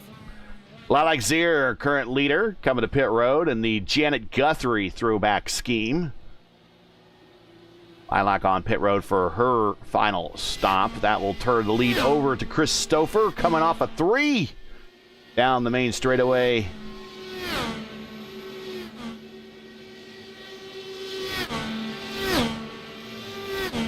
$16 to go here at Pocono. If you're just joining us, you're watching P1's broadcasting coverage of round 7 of 9 of season 9 of the Dark Horse Racing Series, presented by 4D Racewear, coming to you from Pocono Raceway for the 8th running of the Pocono Dark Horse 300. Currently, Chris Stouffer looking for his second career win here to join Rick Ravon and Eric Schaus, who are 2-time winners here at this racetrack here in the Dark Horse Series.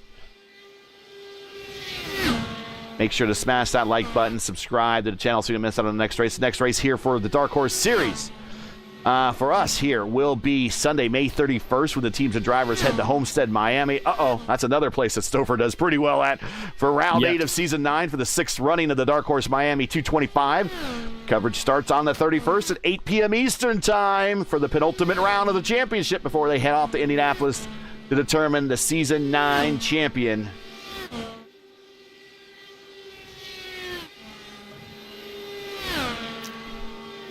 And, of course, the tonight's 8th running of the Dark Horse Pocono 300 and the Dark Horse Racing Series is presented by 4D Racewear, sponsors of your leader. Check out 4D's line of made-for-sim racing gloves, shoes, and apparel right now, and also race awards and custom championship rings for your league. If you'd like to give your champion a custom ring, you can do that now with 4D Racewear. Check them out today, 4dracewear.com, or click on the link in the description. And don't forget, if you want to race and be a part of the Dark Horse Racing Series, the car is free, the league is free. All you need are the tracks and the drive. Click on the Discord link in the description to get started.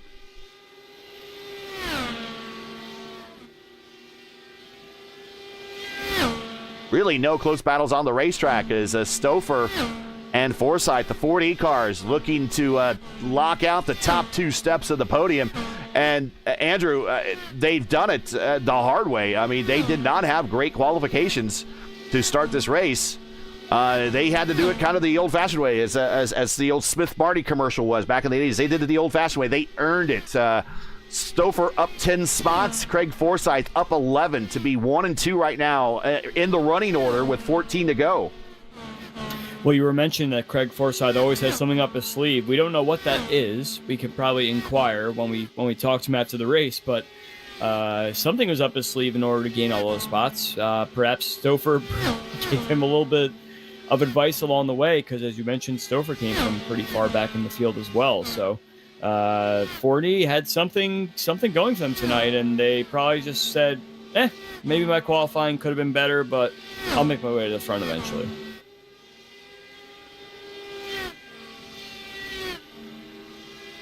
And there we see Murph, our points leader, who will extend his points lead here in about 13 laps. He'll still need to bring it home. A lot can still happen as he goes to the high side over Gary Lovern and gets the track position. Jeff Heisong looking to finish 4th. Heisong, last 2 seasons have been pretty good here in the Dark Horse Racing Series, the old DW12s. Got a win last season at Michigan. And right now, looking at a top 5 in the points for this championship. This campaign wears down. We'll get the driver inputs off there. There we go. Here is your remaining schedule for the season. Homestead and then Indianapolis in June to wrap up the campaign.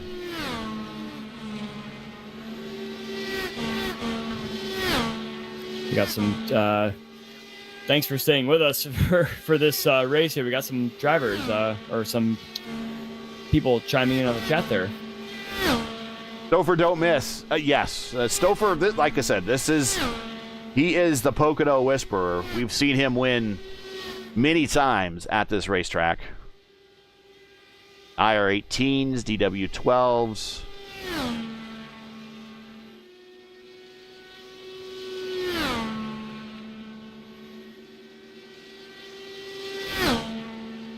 I don't know how much an iRacing subscription goes for these days, though. I can't answer that question. $13 a month, something like that. 14, $15 a month. I mean, you could do it a couple ways. You could do it off of Steam, which I don't necessarily recommend. I don't think I want to launch iRacing from another launcher. Sign up. All right, so new memberships right now are 30% off.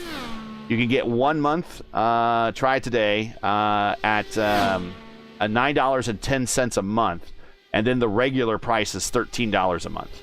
You could buy them in 3 months increments. Right now, if you sign up right now, if you've not been or I would imagine if you've not been a member or you've been a past member, this might be a renewal too. It's a $23.10 for 3 months, and then it becomes $33 every 3 months.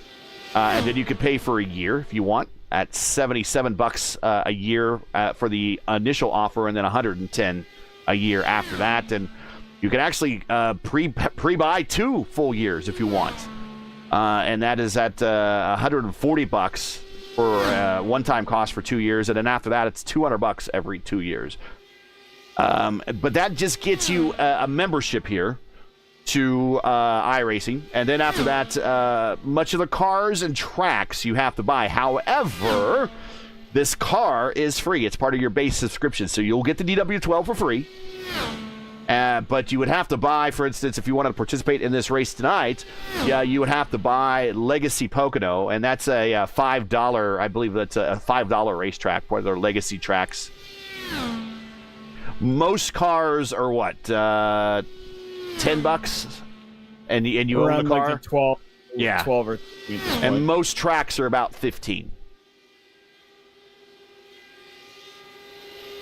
And then the great thing, when you own a track or you own the track license, you don't own a track. You actually own the license to use it because that software doesn't sit resident on your machine.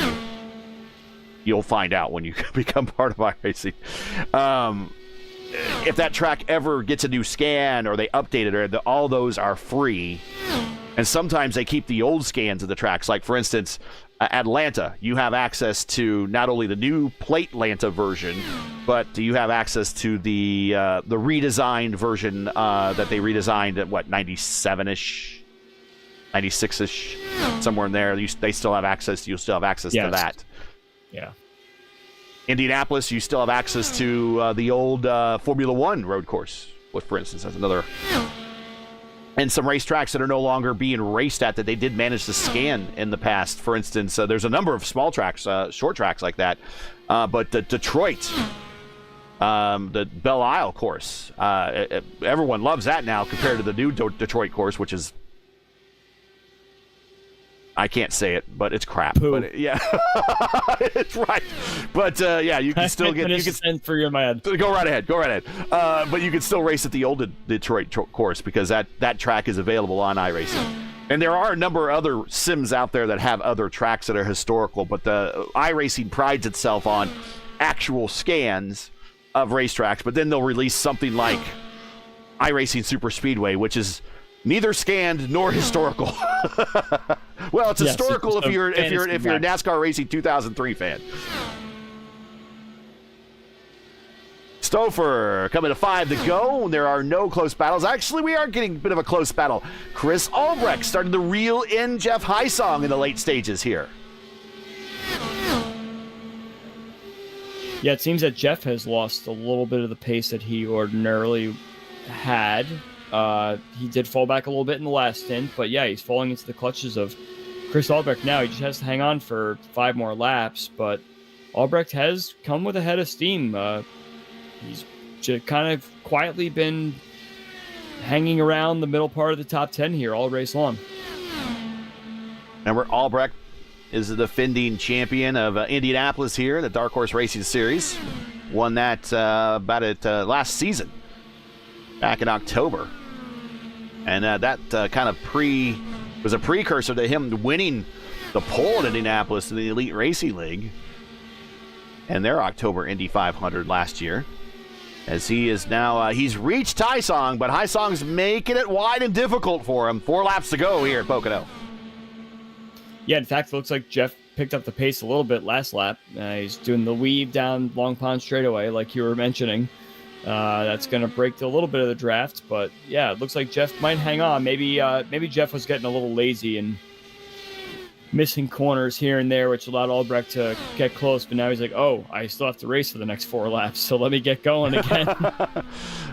Buckle down as he does the little bit of a weave down the front straight, trying to break the draft. Albrecht not even going to go scrub off the speed. He's just going to hold the straight line.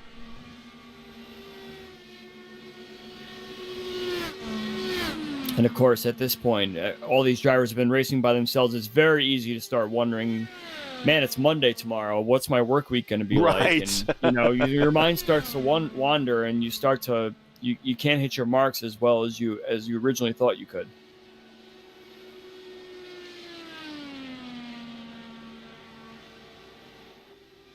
Stouffer looking for his first win of the season as we are now 2 to go. We started this season at Auto Club. That went to Mark Murphy, who won the first race of the season, going into the season as the defending series champion and coming off a season where he won the championship and not a single race. Indy Kirkenbauer won at Charlotte, our first ever race at Charlotte. Then Matty Wags won 2 in a row at Iowa and Michigan to get him into the points battle. Jeremy Miguel won his first career Dark Horse race at Worldwide Technology Raceway at Gateway back in the end of March. White flag in the air this time by. And then Indy Kirkenbauer won his second career race and second race of the season at Texas a few weeks ago. And now Chris Stouffer looking for his first win of the season. And this will be his. He still needs to get around and count it But this will be his 5th career win, and like I said, it will tie him with Henry Bennett and Luis Gonzalez Nunez all-time here in the Dark Horse Racing Series. Coming to turn 3 for the final time for the man known as the Pocono Whisperer. Once again, showing why he is called that. Getting another win here at Pocono in the Dark Horse Racing Series. Chris Stouffer with a dominant win here in the Tricky Triangle. Craig Forsyth is going to occupy the second step of the podium for 4D as they're going to lock out the top 2 spots. And Murph, probably going to get the most maximization of points here in the points championship, comes home 3rd. And we will see how the points shake out when those are updated. That is your podium.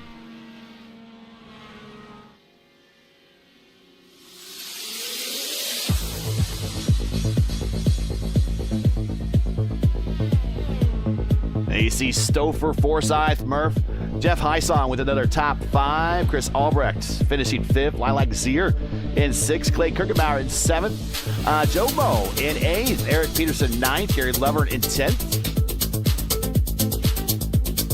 You got Hugo, the Jet Kitty Smith, and 12th. Caleb Bashir 13th. Matty Wags 14th.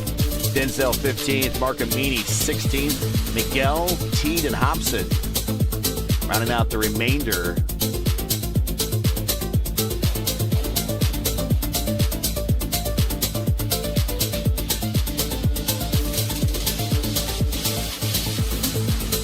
Of this 19-car field. That's it. Yeah, it was a long race for sure. It was good to see everyone, despite the lack of battles up and down the field there, all these drivers just stuck with it and wanted to get a really good finish. And, every lap you turn, you learn something new, especially at a track where, hey, maybe you don't practice as much as you want to and just start pounding laps, and you're like, oh, I could turn a little earlier there, or I could maybe ride this seam or something like that. And if you start taking your races to that aspect of it, it actually sometimes goes by a little faster than you think.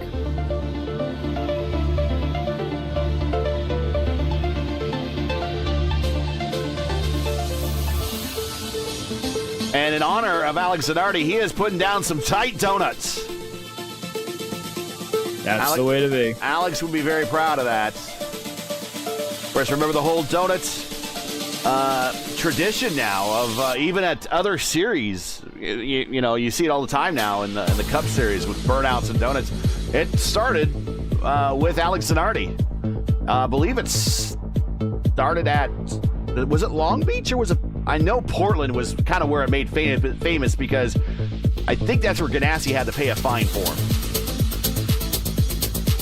I think it started at Long Beach. Area, unfortunately. I think it started at Long Beach, yeah. I did watch the 1996 season, but I don't quite remember where the donut started.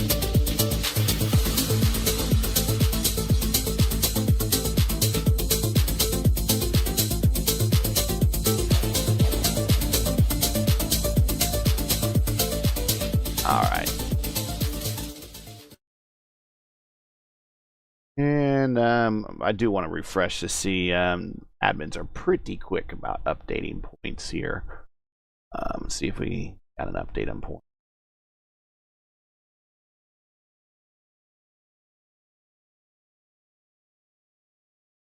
Not yet.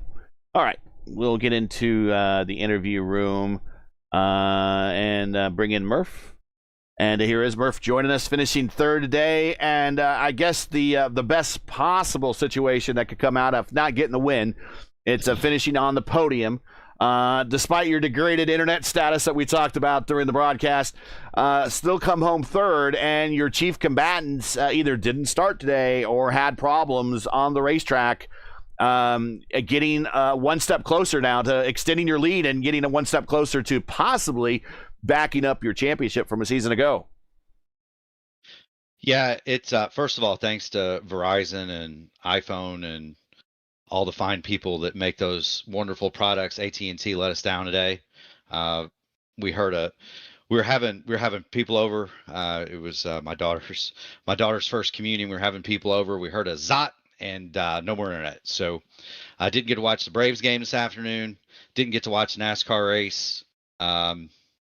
I don't know how I'm going to be able to go. I don't know how I'm going to work tomorrow because I work at home and I don't have any internet. But we did it off a cell phone hotspot tonight, so that's pretty cool. But overall, just a fun day. I messed up and smacked the wall coming off of turn one pretty hard about mid race, and I don't know if it showed any damage, but there was definitely some degraded aero because the car was fine for about 10 laps and then it just plowed like a dump truck. So I'm sure I didn't do it any good, but it was still fast enough, and I didn't want to use my fast repair and risk something happening later on. So kind of had to live with it. But Craig was able to run me down pretty easy and get by, and then I was just hoping Jeff wouldn't get to me and we could finish on the podium. So we did that, and job done. Anytime you can finish on a podium to Stouffer and Forsyth, you've had a good day, Gary. Go ahead, Andrew. Yeah, good job on your finish there, Murph. I'm curious. We were talking a lot during the race, especially about the unique aspects of this track. Is there a certain turn on this track that gets you a little more than others? Is there one that, now that you've had all these laps to kind of race by yourself and work it out, is there a corner that you feel like you've improved, or do you have a favorite one? Talk to us about what you think about Pocono. Well, most of my experience here is on the new scan. This one is very, very, very difficult. All the differences in the corners are very much highlighted because the pavement's all wore out. So there's much less margin for error. If I had to pick one, I never figured out turn 3 in the whole race. I don't really feel like I got through there good until about lap 110. I kind of discovered that the patch of asphalt down the middle was the fastest way and not on the bottom like it is on the new scan. So yeah, I mean, turn 3 was the bane of my existence, but turn 1 was tricky because the car would feel so good for about 10 laps on new tires, and then it just like instantly it was just like a light switch. You'd go down through there, and then all of a sudden there'd be no grip on exit, and you knock the wall down. So I need to take my Pocono stuff back to the drawing board. I feel lucky to get out here with a podium. Well, Murph, you're still the points leader. 249 over 208. Wags is now second in the points. He has 41 points behind you. He just sneaked ahead of Indy for second. Indy's 45 behind. So I believe it's now just you three are fighting for the championship with these next couple of races left. So getting closer and closer, got a little time off again, and then we head to Homestead Miami Speedway. Shout outs, friends, family, sponsors. Anyone want to say hi to before we let you go? Yeah, I mean, thanks to everybody at P1. Thanks to everybody watching. Sorry that Mike Rigney didn't get to fund Matt Wagner's entire broadcast season for next year because Wags took himself out before he could take me out. So thanks for that, Mike.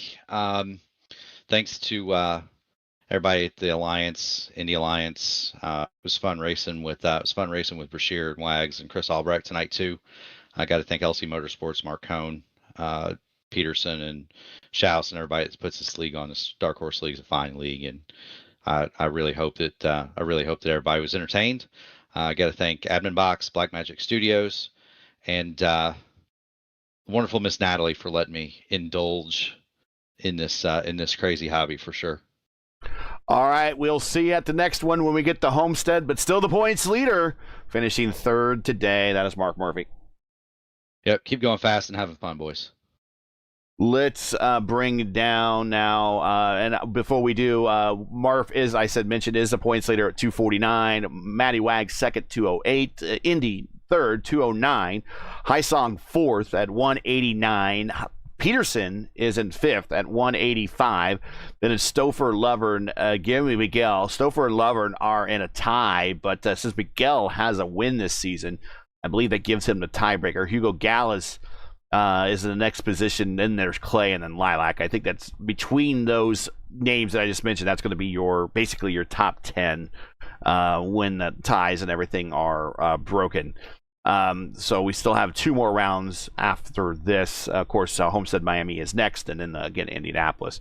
Let's bring in Craig Forsyth, and here is Craig Forsyth joining us. third all-time in the Dark Horse Racing Series in wins, and another podium for you today, sir. A two-time champion here in the league, and coming home second today to kind of lock out 4D Racewear on the top two steps of the podium, and a great final pit stop to kind of give yourself the edge over Murph to bring home this P2. Talk about your race.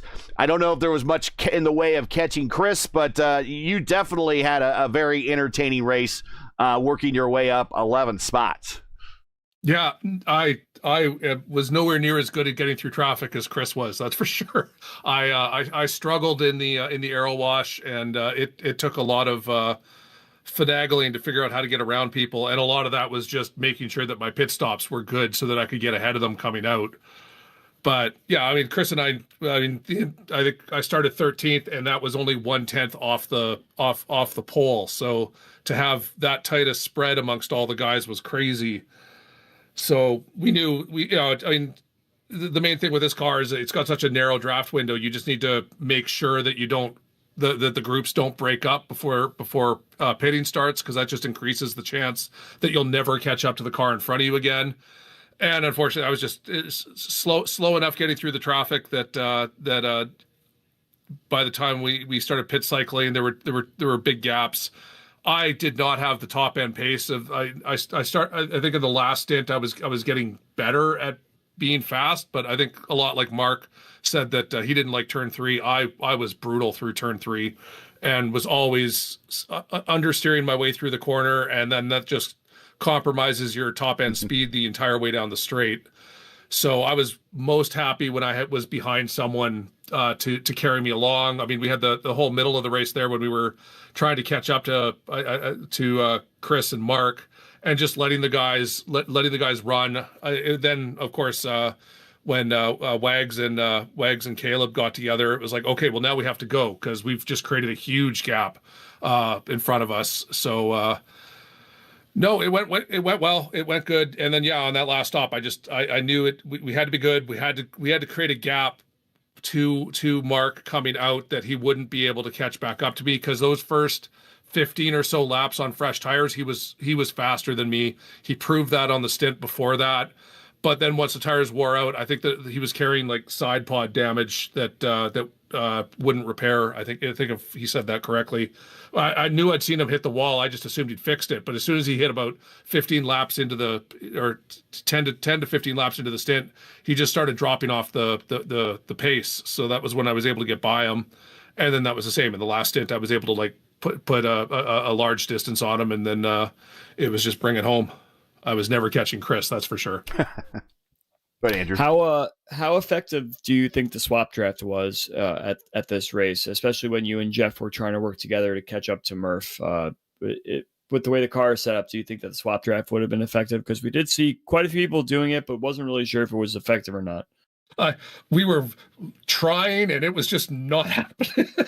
It was too hard to. That's kind of what I thought. You were getting the run too late down the main straight to like make it effective. I mean, if you can be fully ahead of the car before you do turn in entry in 1, that tells you that you're going to be able to swap draft well. And we were not getting the swap draft complete. Usually even by the 2-1 markers into turn 1. So it was just couldn't build enough runs out of 3 to make the swap draft work effectively. It was just a matter of, that was where when the guys were fighting, I was like, no, please just stop fighting, get in line, because we were at our fastest when it was just 3 cars in a line. Let the guy at the front focus on catching the car that was 2.2 seconds away, right? And that worked a couple times just to get us back into the 1.4, 1.2 second windows that would make then jumping into the pit cycle give you the potential to get into that sweet 0.88 draft after the pit cycle. Well, Craig, congratulations swapping out or locking out the top 2 spots at the podium there for 4D. A good day for the team. I would imagine you got some shout outs on behalf of the team. You betcha. Gotta thank the whole 4D Racewear crew. Chris, driver of the day, was bloody fast and perfect the whole race. So good on him for getting the win. It's well deserved. So getting first and second for the team is great for Jim over at 4D Racewear.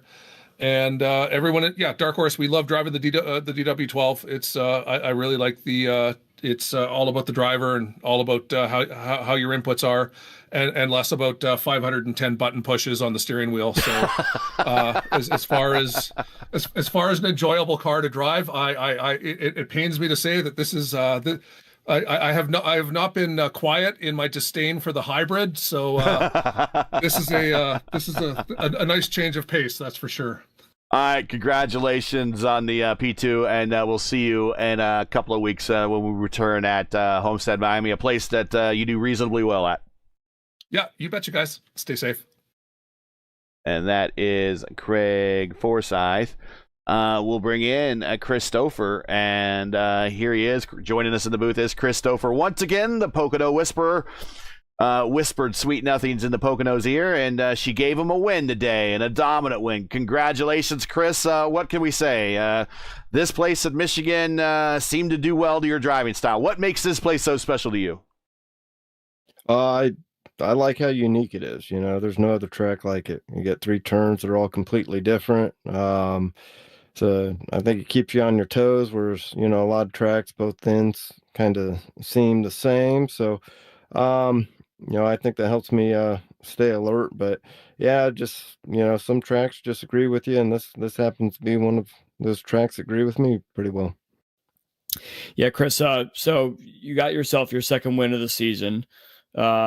Did you feel like there was any part of this season that you might actually be able to run in the championship, but just made some mistakes along the way, or perhaps just didn't make enough of the races or something like that? You know, we're going to Homestead, which is another one of your favorite tracks coming up right now. So it's possible that with some better finishes, you would also be in the conversation for the championship. Talk about that. Yeah, you know, thinking back on the season, I did have some bad luck. I ran good about everywhere we went, but you know, whether it's just being in the wrong place at the wrong time or shooting myself in the foot, I would say, you know, that's just the reason I was down in the points there. And yeah, the win's going to help, but I don't know that I'll be able to compete for a championship at this point.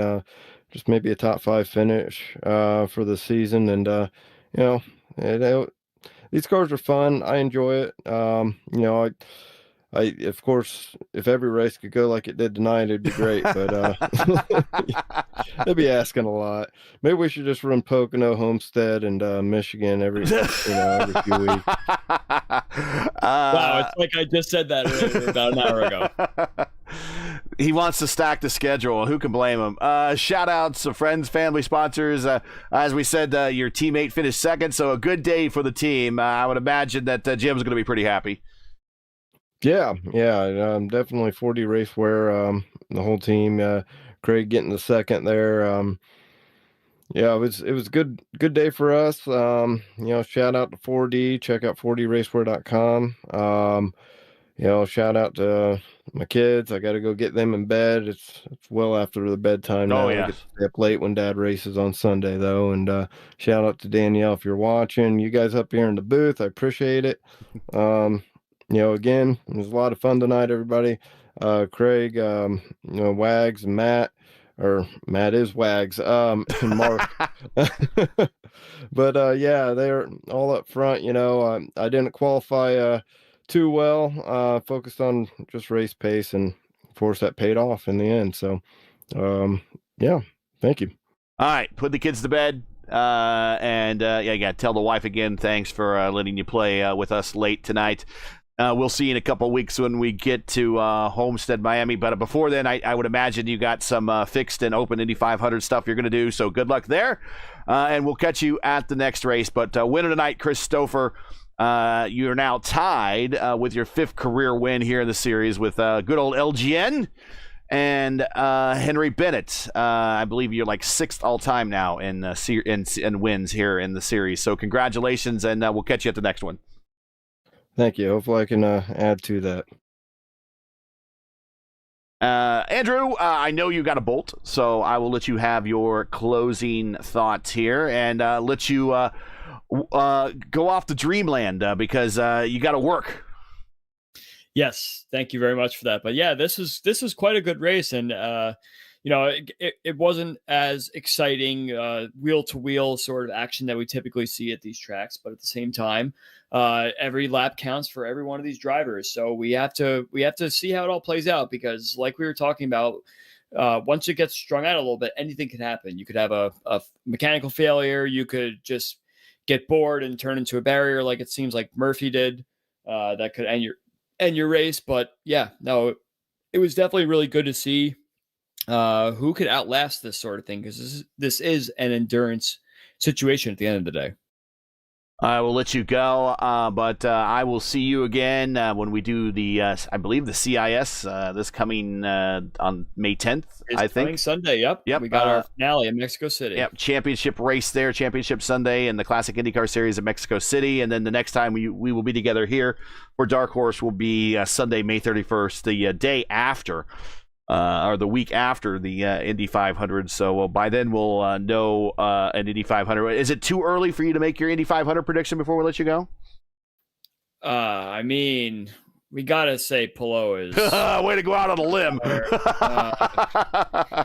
I mean, he's out there, right? So, it would really be great to see my pal Will Power have an Andretti win. That's kind of obviously what I'll be rooting for my entire visit down there. But yeah, no, I mean, Palou's going to be, he doesn't matter what happens to him. Bad pit stop, falls to 20th position, and then somehow he's there at the end of the race. So he just manages to find a way to save teaspoons of fuel at a time and then pounce when needed. He's inherited that Dixon luck. So, okay.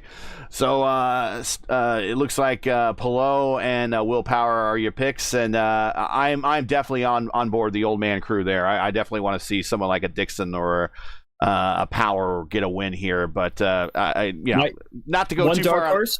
What's that? Since we're in the Dark Horse series, we need a dark horse. Yes. My dark horse is Takuma Sato. Wow. Okay. For a third Indy 500 win. Not a bad one. He did pretty well last year until he slid through his pit. So maybe we'll see. All right, Andrew, we'll let you go. I will call us out, but we'll see you in a week when we go to Mexico City for Classic IndyCar, and then at the end of the month here next in Dark Horse when we get to Homestead, Miami. Yes, and thank you to all for watching, and take us out, Gary. You got it. Before we get out of here, normally we would have our Luis Gonzalez Nunez driver of the race, and normally that goes to the driver with the most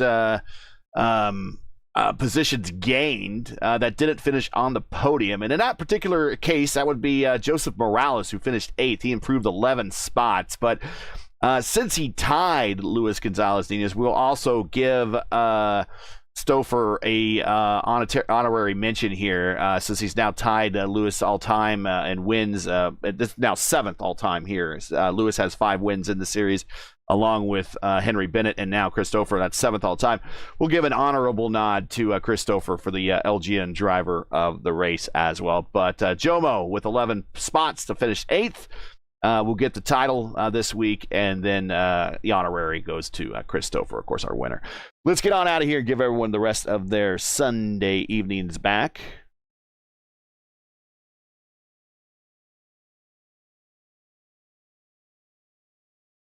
Start the week off right. Remember, this is getting ready to start basically in the month of May. I mean, we are the month of May, but this week we got the Indy GP, and then next weekend qualifying, and then the weekend after that, we got a 500-mile race that we're going to watch. So don't go anywhere. IndyCar, this is the time of the year for IndyCar. All right, and that's it for today. Tonight, once again, your podium here for POCONO for the 8th running to the Dark Horse POCONO 300. Chris Stouffer for this first win of the year. 5th win of his Dark Horse career, and that moves him 7th all-time. Craig Forsyth with a second step for 4D. So 4D locks out the top 2. Another podium for Forsyth to back up some previous podiums he had here. I don't think Craig has ever got the win here, so he's still seeking that win here. Yeah, Craig has never won here, but podium in season 5, and a podium, finished second to Stouffer here back in the 500-mile race we had here in 2024. So he's still seeking his first win here, but it'll come soon enough. And Mark Murphy extends his points lead with 2 more rounds to go.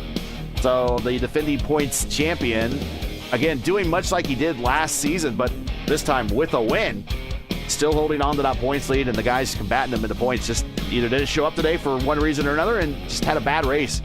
So we'll see how that shakes out for them when we get to Homestead, Miami. Speaking of Homestead at Miami, join Andrew and myself May 31st when Dark Horse returns again. Presented by 4D Racewear. They go to Homestead Miami Speedway for the Dark Horse Miami 225. Start time is 8 p.m. Eastern time. And remember, for the correct time in your area, find everything right here at YouTube at youtube.com/P1 Broadcasting. Now, as you know, the YouTube algorithm game is not easy, so please help support P1 with the weekly grind. Leave a comment below. Let us know your thought on tonight's race. If you enjoyed tonight's coverage, support by smashing like in the video. If you're new, click subscribe, and while you're at it, hit the bell for weekly reminders so miss out on more of P1's other iRacing programming, including our Tuesday night open wheel oval doubleheader starting at 8:15 p.m. Eastern time with the iRacing IndyCar Oval Series top split, followed by the iRacing Indy Next Oval Series top split at 9:30. So if you like open wheel oval racing, and we know you do if you're watching tonight, then don't miss this action on Tuesday night right here on P1. Tonight's 8th running of the Dark Horse Pocono 300 and the Dark Horse Racing Series is presented by 4D Racewear. Not only do they lock out the top 2 positions, but you might want to check them out. They're made for sim racing line of gloves, shoes, and apparel. Visit them today at 4dracewear.com. And also, they have race awards and custom championship rings. Visit them today at 4dracewear.com or click on the link in the description. Track cams for this race are provided by Whiplash Sim Cams. Get the most out of your iRacing experience with Whiplash Sim Cams. To learn more about Whiplash, like them on Facebook. You can follow on X and Instagram. All the links you need are in the description. For business inquiries, to learn more about P1 and what we do, like us on Facebook. You can follow us on X and Instagram. All of our social links are on Linktree as well. So, for Andrew Wood, the Catalyst, everyone else here at Dark Horse Racing Series and 4D Racewear, I'm Gary Gotso saying all, and everyone else at P1. Thanks for watching. And all of our men and women serving in the military and as first responders, Godspeed, God bless, and come home safe. Catch us again right here, May 31st at Homestead for the next race of the Dark Horse Racing Series presented by 4D Racewear right here on P1. Also, don't forget, this Friday night, 9 p.m. Eastern time, fixed Indy 500 top qualifier split right here on P1, 9 p.m. Eastern this Friday. Don't miss it. We'll see you then. Good night. Have a good week.